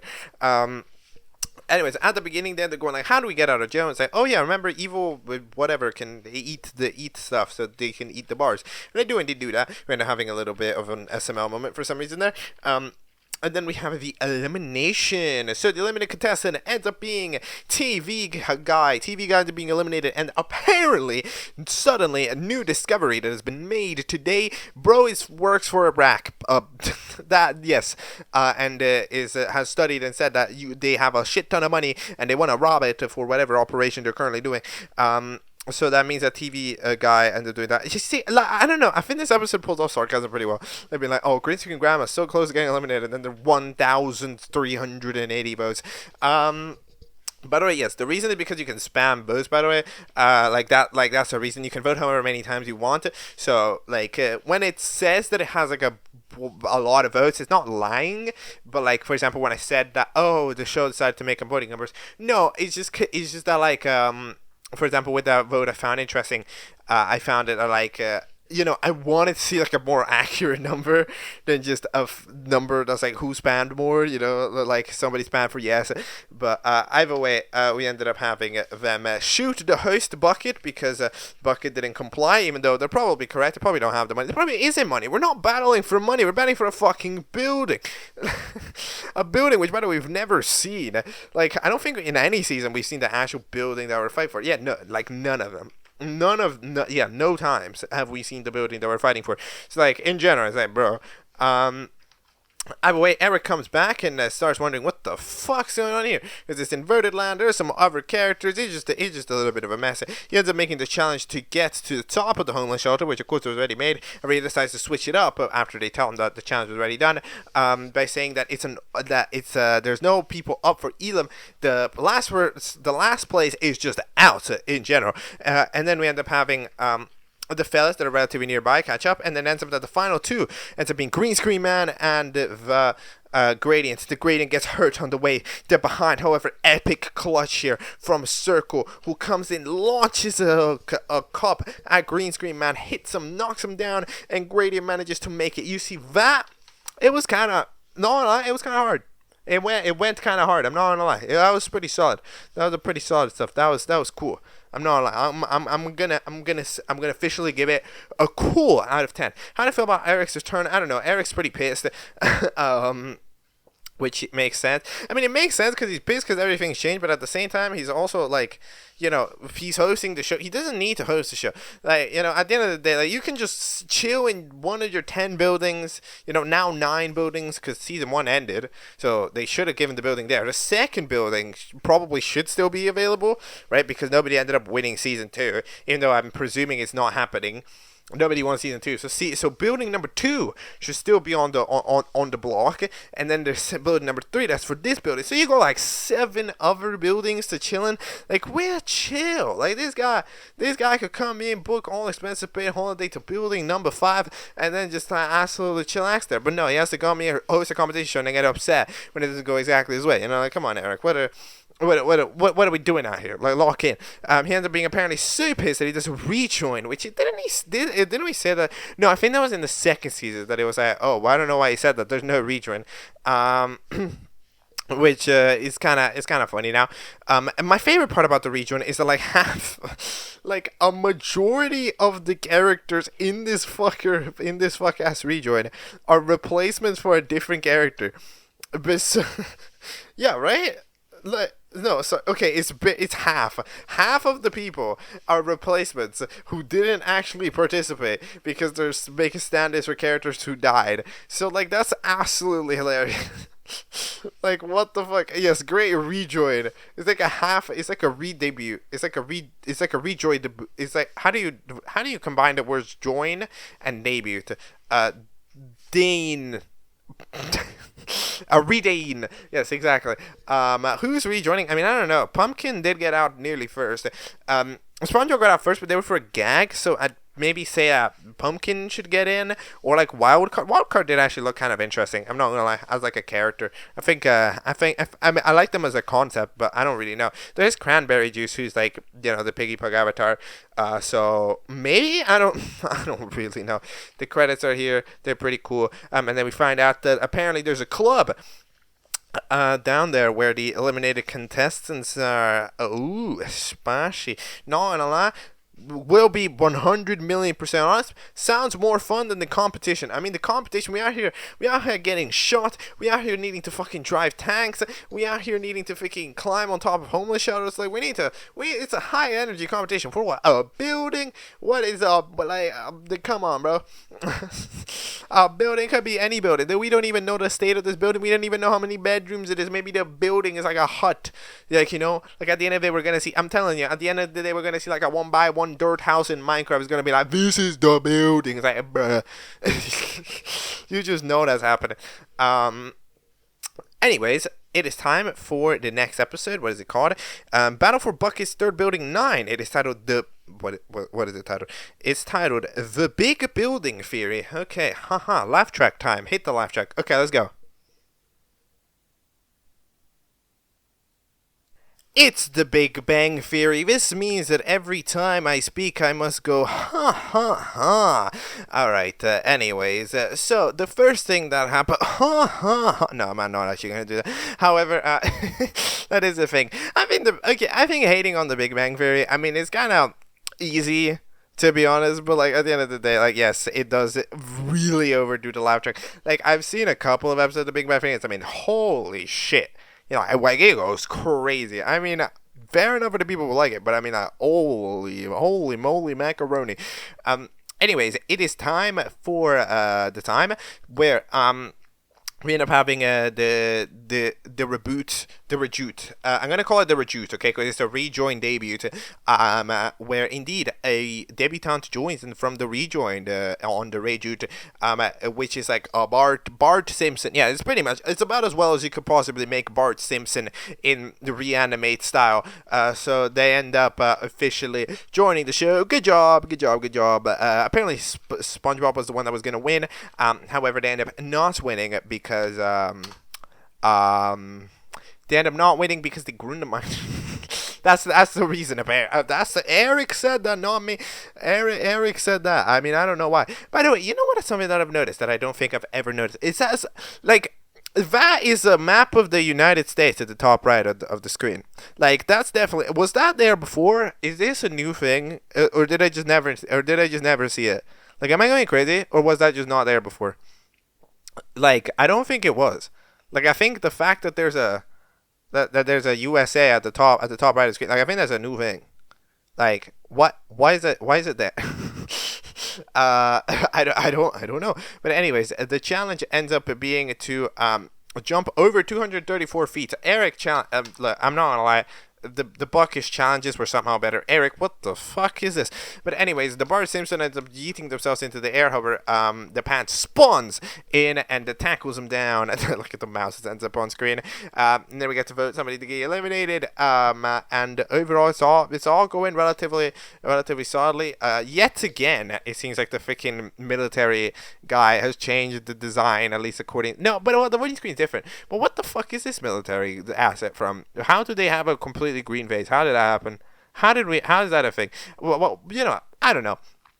But we will find. I guess we will find out in due time, because it's time for episode 10, which is titled "Battle for Eric Start Building." So we switch back to Eric naming scheme. Is titled "Thanks for 25% of 4 years." Okay, let's go.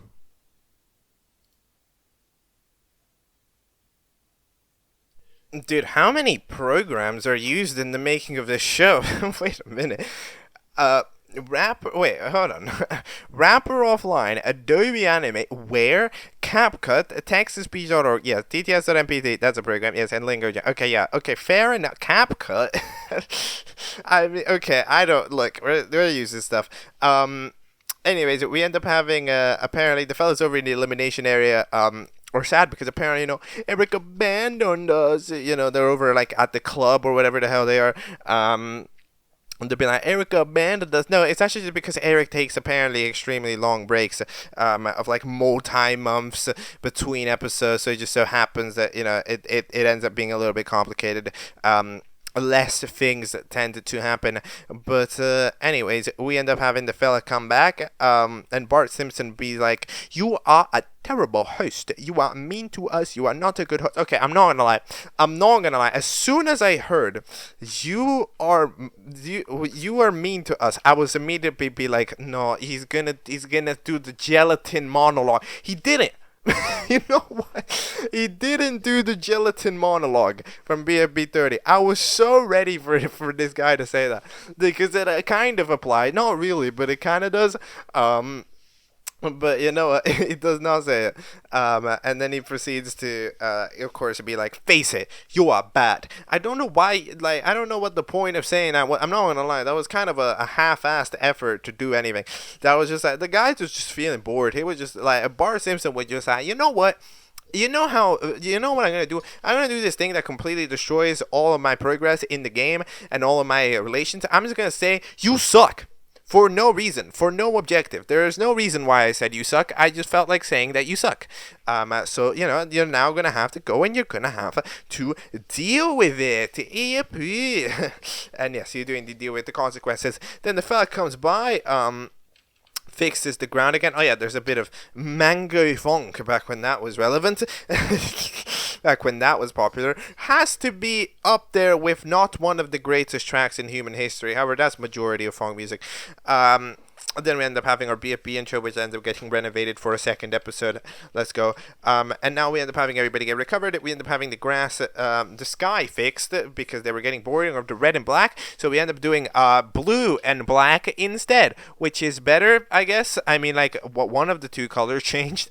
Okay, it's technically like a blue and gray, I guess. So it's not like that different. However, yeah, and then they're going like, yo, it's the 1 year anniversary of the show. Y'all should throw a party. And then it's like, yo, didn't you already do that? But it's like, no, you threw a funeral. Or no, you threw a party in place of a funeral. So now this guy ends up having the idea, yo, what if we throw a funeral in place of a party? Oh, that would be fun. And to be fair, yes, that is exactly the type of rage baiting, which, I would do, to be honest. Like if I was trying to just proper rage bait, I would be like, yes, I would do that. I would invert the two options around. In the meantime, yeah, the other team just ends up kind of having some initial chit chatter, and then immediately it's over. So then it's like, they couldn't really throw a party. To be fair, the other team didn't really have any time to make progress either. They just had to fake cry. Like, there truly was no time to make a party. Like, there was like 1 minute to make a party. So, there was nothing that these teams could have possibly done. Then, the crash out ends up correctly impacting Eric and going like, Eric, so you find this funny, huh? It's funny. You are here disrespecting my advice. You are here disrespecting my commands. You know that without this show, you are nothing. Without this show, you are nothing, and yet you don't care. And yet you are disobeying my instructions. You are going like, hey, I'm gonna do the exact opposite of what the challenge is. And you know what? What if I do quit? What if I am gonna quit? Fuck you or whatever. You deserve the consequences of your actions or what? Like he says something like that.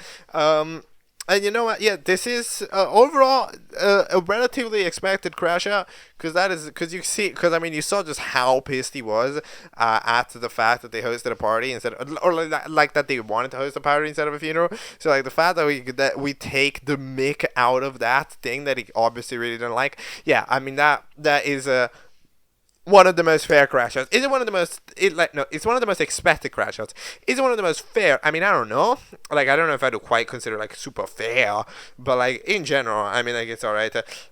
They proceed to dip away, and then with the episode just kind of ends there. There's no real voting, I think. Yeah, there's no, I mean, is there? I mean, I can check the description. What is the description? Hi. Okay. There is no voting, poll, go home. Okay, yeah, I had a feeling. So yeah, it is indeed no voting. So I don't know. Things are certainly happening. Time for episode 11, which is titled "This One's for Racto, Baby." I don't know what's gonna happen in this episode because it's 2 hours and a half long. However, it's not actually 2 hours and a half long, like it can be. So let's find out how long it actually is and talk for roughly that amount of time instead. All right, controversial creator. Let's go. Alright, that is episode 11 of Battle for Eric's Third Building. So, out of the 2 hours and 32 minutes of this episode, how much of them are original content? Well, it's actually about like 2 minutes. Because the amount of new content ends up ending at about 1 minute 10, and then we only about to resume at 1:32, which means that we have that's 20 seconds plus a minute. So that's 1 minute 20 seconds of actual content in this episode. Which means that it is very small. It isn't like the other episode, but it still had a relative normal episode length. However, just significantly stalled. This one is significantly stalled, and it does less episode as a result because it thinks it can get away with it, and I mean it can. So in general, we end up having to challenge B to stare at a wall after Eric comes back from a mental health break. Then we end up having Rock come back only to get eliminated. Yeah, challenge stare at a wall for 3 hours. They don't stare at a wall for 2 hours, stare at a wall for 2 hours and a half. However, either way, yeah, Pants and the military guy immediately just dip away because they were bored. However, yeah, then Circle and the Gradient just battle for it a while. Interesting enough, this is the first time you can see BFTDI style. Like this Gradient that you can see right here. This is the first character that is like proper drawn in BFTDI style. Like you can see it. There's nothing, like, it's kind of weird, the BFTDI style, because, like, nothing here looks unique, you know? Like, but you can kind of feel it. Like, you can just look at this limb and be like, that's a BFTDI limb. That's a BFTDI creator limb right here. That's an iced coffee limb. Yes, anyway, after 2 hours and a half and 32 minutes, oh, by the way, there's that one BFB song playing in the background. I don't know the name. Gonna be 100% honest. My bad. Eric ends up coming in and being like, hey, I saw you look away. And Circle's like, no, what? They literally didn't. So, but either way, Eric's like, I don't give a shit. So yeah, Circle wins. The fellas are up for elimination. But, yeah, overall, that is the extent of this episode. But yeah, I saw it doesn't play any other song. Like it would have been, I think it would have been personally cooler if it, I don't know, played through the entire OST. The entire OST of BFB is pretty fucking long. However, no, it just plays this one song on loop, like every 3 minutes or something. So yeah, again, I was trying to see if there was something new in there, maybe. However, it doesn't seem like there is. I checked the transcripts, see if I could find something, but the transcripts are broken because they think the episode is in Russian. So okay, yeah, I don't know. Episode 12 now. It's time for the 15-4-25 incident. Let's go.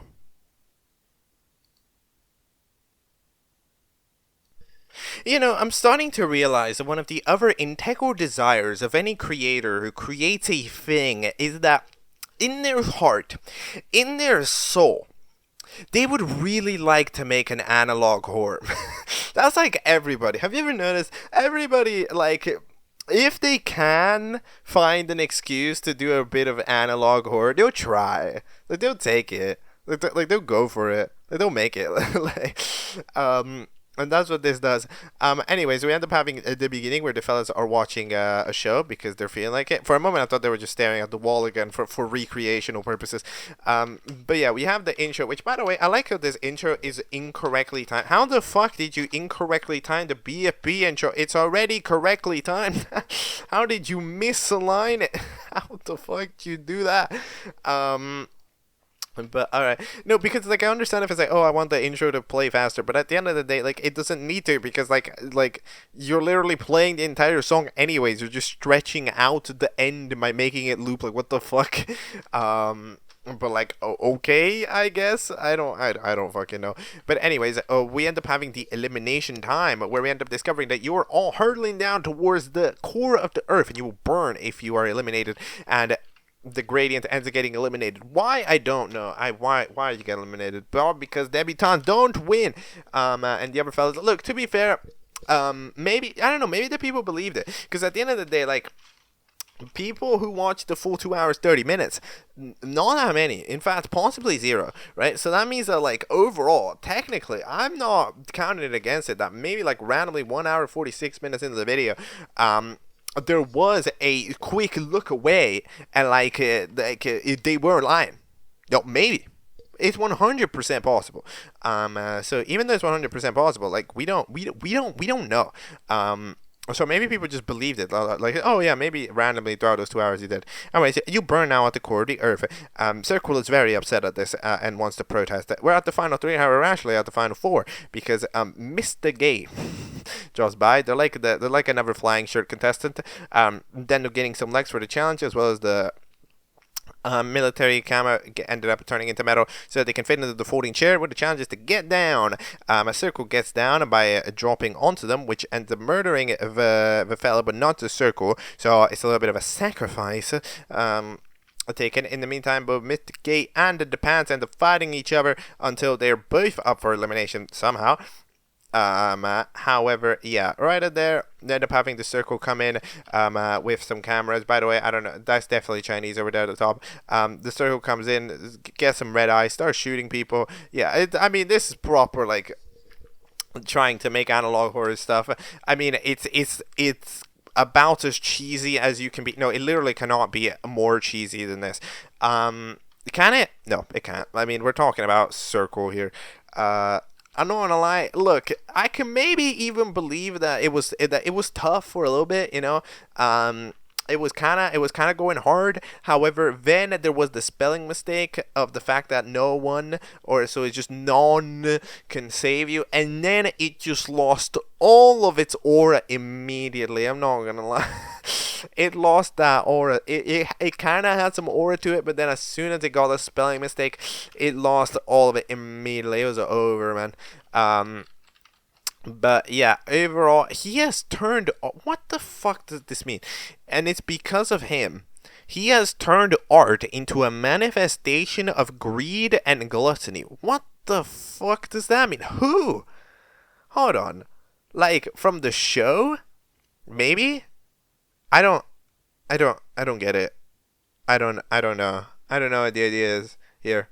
Like, Eric has turned art into a manifestation of greed and gluttony? Maybe. Because I thought that this message was because you cannot avoid the death, right? So like I thought that this was Circle. So we're talking about Circle, but no, we're talking about Eric. Like what? But like I'm sorry, I thought you were upset about dying. So it was like, death's the only release. So like, what's the point? You know, I'm not like, the mentality of these people is not something I study. Okay, I'm gonna be absolutely for real. So I don't know why I'm sure that this is a thing that has happened in some capacity IRL before, because, you know, at the end of the day, analog horror is based to a certain extent on things that have happened in the past. However, like, in general, I mean, like, I don't know what the hell this even means, but I'm sure it's pretty cool. And eventually then they're glitching back and nothing's even changed, okay, just because there were gunshots. Like, the fella's still alive, okay, so I think he was considering it, but yeah, no.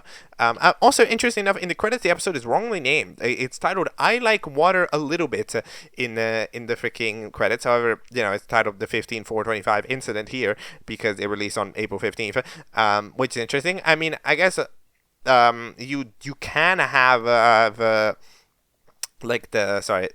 title be there on the outro if it's gonna be there. You don't know what day you're releasing. Oh my.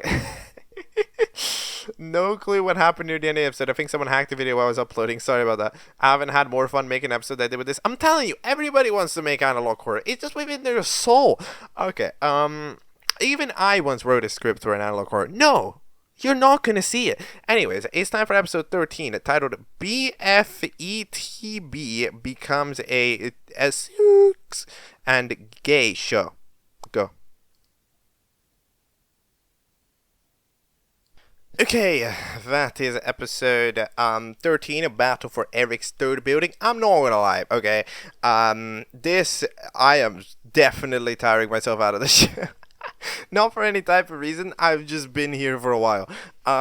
Anyways, Caillou's somehow still fucking alive. I don't know what the hell. How does this guy not die? This guy's not even getting recovery. Like, it's not like this guy's getting recovery center. No, this guy just got more wounds than the other time. This guy survived like 5 bullets, 7 explosions, 43 hours in space. Like, I don't know what he's doing. But either way, you know, I guess they're surviving. So we end up having ourselves a new intro. Where it shows a different controversial guy as the creator of it every time. Then having pants and the fella, the camo, the military suit. I don't know why did I not. You see, my brain's starting to get more fried. Being like, yo, we shouldn't team up anymore because you know it's Final 3. There's not gonna be too much we can really do. We should just kind of go solo, flash solo. You know, let the best one win. And Pants goes, yep, that's fair. We can do that. The elimination time. Yes, the elimination time famous time. Let's go. Let's go. It's the best song of all time. The elimination time. It's elimination time. It's elimination time. It's elimination time. Let's go, fire.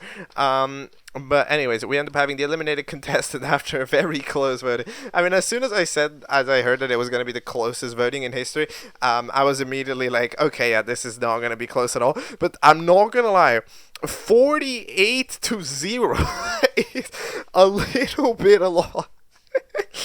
That is crazy. That is insane. There's no way, right? Surely not. 0-48? How does that even happen? That is insanity. There cannot be. There cannot be a way. There cannot be a way. Like that. That is insane, bro. Like, what the hell? Okay, well, you know, you heard it, but, yeah, Mr. Gig ends up getting eliminated, but at the last second, they end up coming in with an Uno reverse card and demolishing Eric, and then they end up hosting the episode. So the challenge for, this fella ends up being, get me men. Just find a man and you'll be safe. So Circle goes like, alright, I'll submit myself. The other fellas end up going to look. Pants ends up offering around a lot of people, you know, who wants to come by. For some reason, he offers primarily women. What are you doing? Are you smart? Or are you super dumb? Yes, you seem to be super dumb. But eventually they find a head, which they end up managing to take by. And they end up finding it eventually the 2-minute timeout because, of course, the fella complained, the military shirt complained, so that means that they got a 2-minute timeout.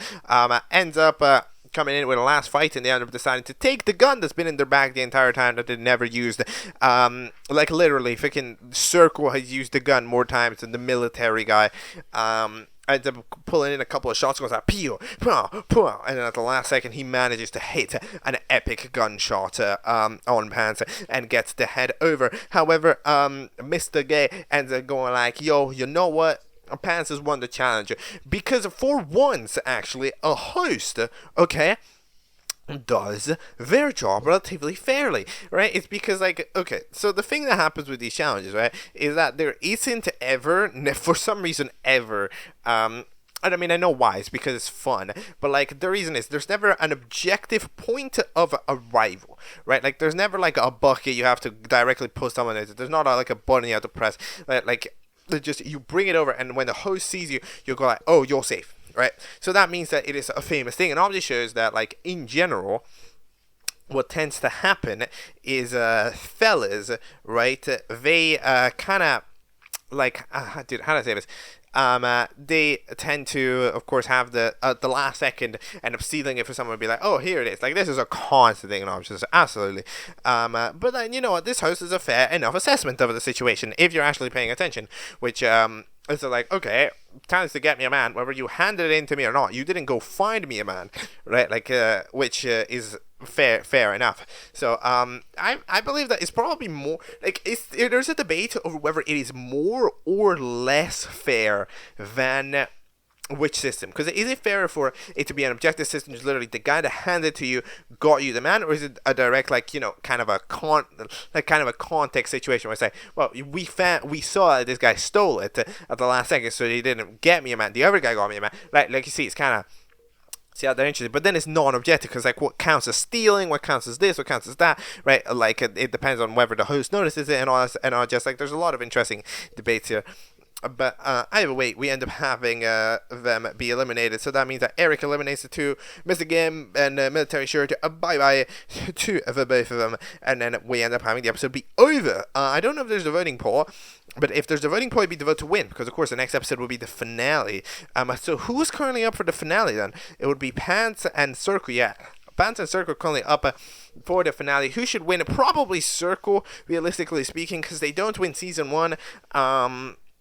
However, I think, you know, in this season, they do abolish a lot of the positive traits that overall get omitted, right? Pants, a little bit more inconsistent character. Like, everybody thought they were mute, and now they can suddenly speak, and now they speak a lot for some reason. Like, the amount of Pants speaking time has gone drastically up since the beginning, right? Like, by a considerable quantity and all of that stuff. So, yeah, I think Circle would make a more representative winner, but let's find out who wins, because it's time for episode 14 of Battle for Eric's third building, the finale. Let's go.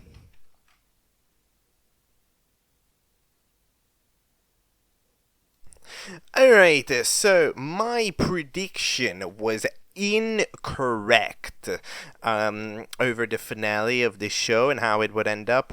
Realistically, though, who would get this correct? Who would predict that flashcard, whatever the character is called, would have won the show? You know, the character that wasn't in here before now. Realistically, I don't think anybody would have. I'm going to be 100% honest. I don't think anybody would have done that. So I will currently indeed state that it is okay for me to have gotten that prediction wrong. So we have the finale, which is a combination of all the previous contests with the final two plus our new fella. Who ends up doing it. I mean, of course, is it a terribly dumb idea to add a contestant at the final two? Yes. However, at the end of the day, is this show Eric has ever made a smart decision? No. In fact, Eric is the meaning in Urban Dictionary of bad decisions. Look it up. No, don't. That's not a thing. But like that is like a quite a detail of this series. So they end up doing all of the previous episodes. It ends up being pretty irrelevant as usual, because like I'm not gonna lie, these challenges, like, again, here's the deal. Like, challenges that are complete all of the previous challenges are cool, but however, there's like a certain point where it's like there's just no, like, there's just no sense of progress, you know? Like, it's like we see people do the challenges and the steps for the challenges, right? And everything, and it's relatively cool. However, then there's just the issue where it's like, yeah, but like randomly they're just tied now, you know? Because so you're pulling Circle back because they need to actually host a party. Okay, they're gonna host a party, and it turns out that they're all on the airplane at the same time. And it's like, what the fuck? Come on. I understand that the next challenge was to stare at the wall, but theoretically, if it was to stare at the wall for a specific amount of time, those people would be done by not the time that the other fellow was done, right? So there's no way that they would be tied into that challenge, especially the guy to go fed chicken to throw the guy a party, you know? Like, it's just kind of dumb stuff. And it's like, it makes it feel less satisfying because there's not much of a narrative progression. Like, I understand that this is this show, so it doesn't matter, like, at all. Right? Because like, this is battle for a fucking building. However, at the end of the day, I do believe that this is a critique that I think applies to a lot of shows that do this challenge. That's a combination of all the previous challenges. I see a lot of shows screw this up because it's just kind of hard to do. It's hard to make a show with like to make this type of challenge work with the perfect progression. When it's kind of, you want it to be close, but at the same time you want to be objective. You want to do guys, and want this character to get stuck at this, and this character to get stuck at this, but then you don't want to desync them too much because then they'll be confused, especially if like it's kind of one of those one people things, right? One people station challenge is kind of how it is, right? And everything. And it just ends up being kind of a little bit complicated, right? Like even stuff like even in BFDIA sometimes it struggled with this during the 1 hour episode. Like it really does like it's just hard. Like, it's a great challenge idea. It's truly an excellent challenge concept, and I understand why it is, you know, one of the popular ones, because like at the end of the day, it's both iconic, and it's iconic for a good reason. However, like, it's also really hard concept. It's a very challenging concept. To make, and this show doesn't do it very well.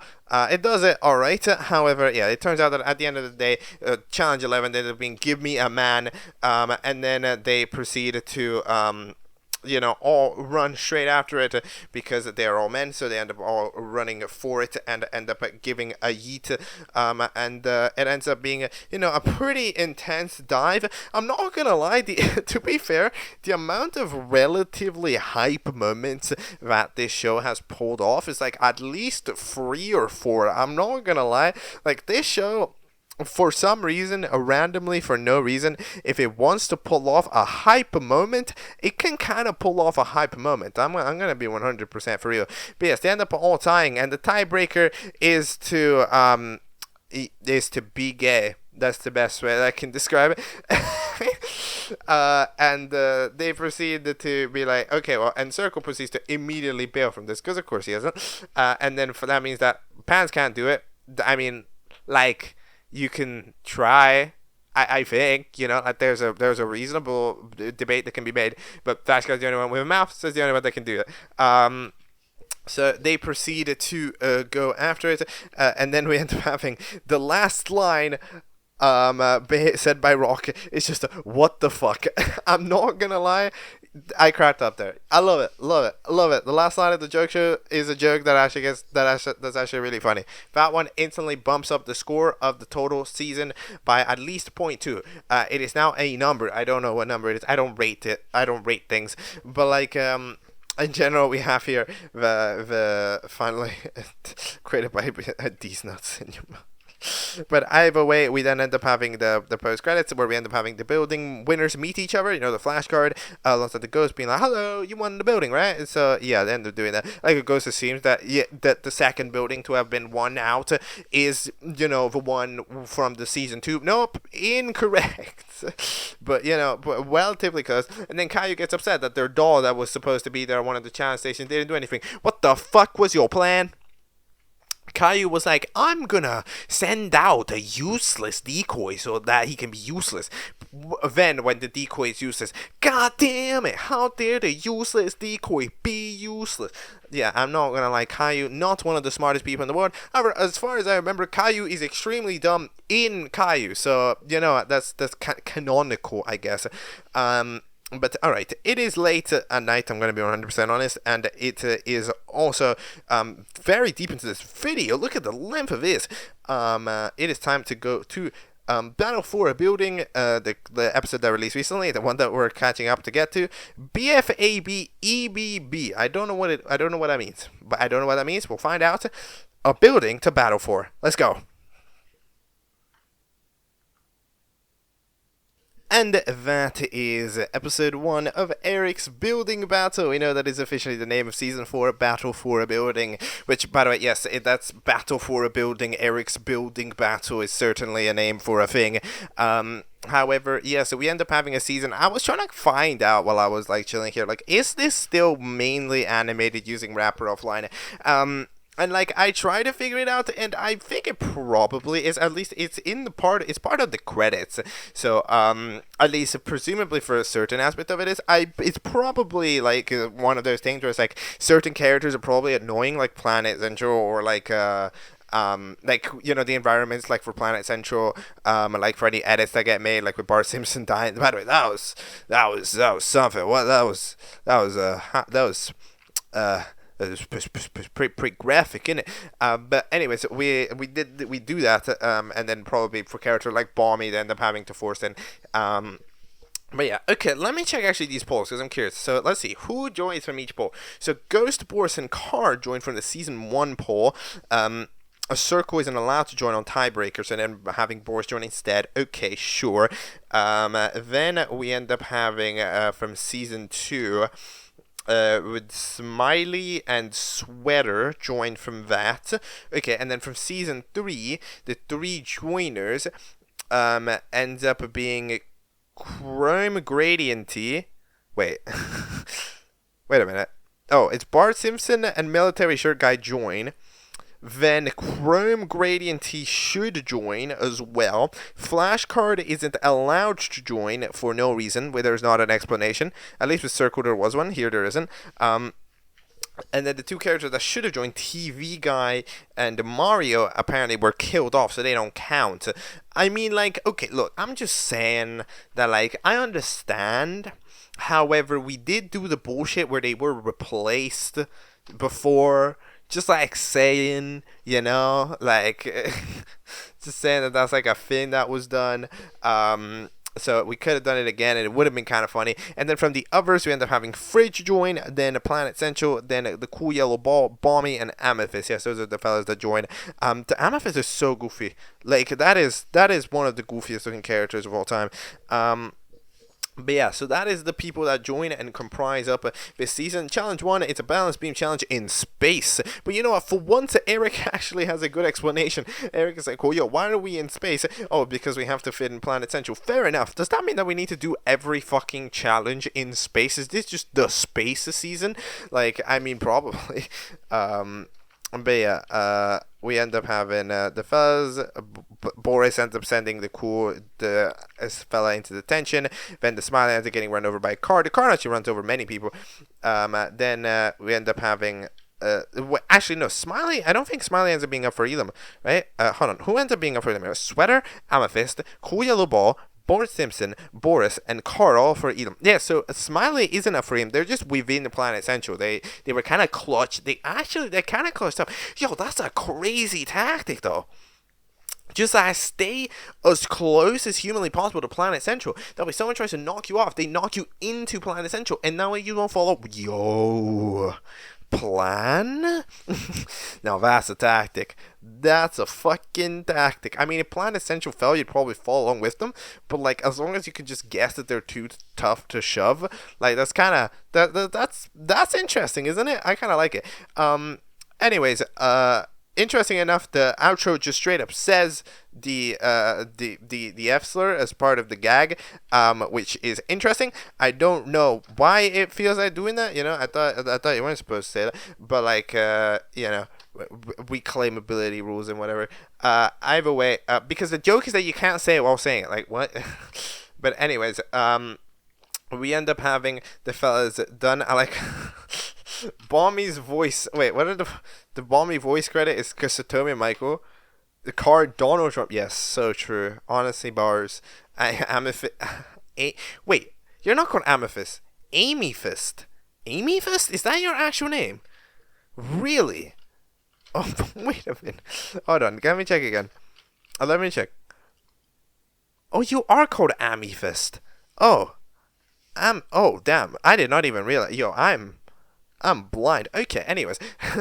That is episode 1. It's overall pretty simple. It's an episode 1 of overall what is, you know, relatively large. I mean, it's not that large of a cast, but I mean, like, you know, things are definitely going to be happening in the show throughout the course of it. Kind of how Battle for a Building, you know, it always starts off as kind of a clean slate that's not that interesting. Everybody just kind of going insane. It ends up picking itself up to a decent slate. So yeah, overall, what is my opinion on the Battle for a Building franchise as a whole? I believe that it is something that I've never seen before. You know, I did not know about Go Animate. I did not know about this. I'm going to be 100% honest. I did not know about this program. I have seen like maybe a thing or two that I roughly remember looking like this. So maybe I've seen it. But overall, this was not a program that I knew about. This was not any of those Go Animate movies that apparently exist. I had no idea about any of them. So this is just that. This is an entirely new world. That I've entered, which I think it was pretty interesting. As I said, I think that the gags, that these episodes are relatively filled, jam-packed with jokes. It's like, the humor, it kind of depends. I think it's very hit or miss for me personally. I think that there are definitely certain type of people who would enjoy kind of the randomness of it a lot more. Because like it's kind of randomness without logic. I kind of like randomness with a bit of logic attached to it. I know that doesn't make sense in theory, but like if you like, I can't give you an example right now. It's like 1 a.m. I can't think. However, like in general, Promise you know what I mean. But like in general, like I'd say it's relatively hit or miss. However, I personally don't think I'm exactly the target audience for it. I think the target audience is like 30% away from what I am personally searching for. So like I can see a lot of the vision for it, and I appreciate it. However, I definitely think that and like some gags really hit. However, some of them also don't, which means that it kind of ends up as kind of like a 60-40 of a function. It's definitely improved throughout this third season. It started to properly pace itself. It started to do episodes at a reasonable length, right? And not episodes with challenges that lasted 3 seconds, because episodes with challenges that last 3 seconds are just kind of lame.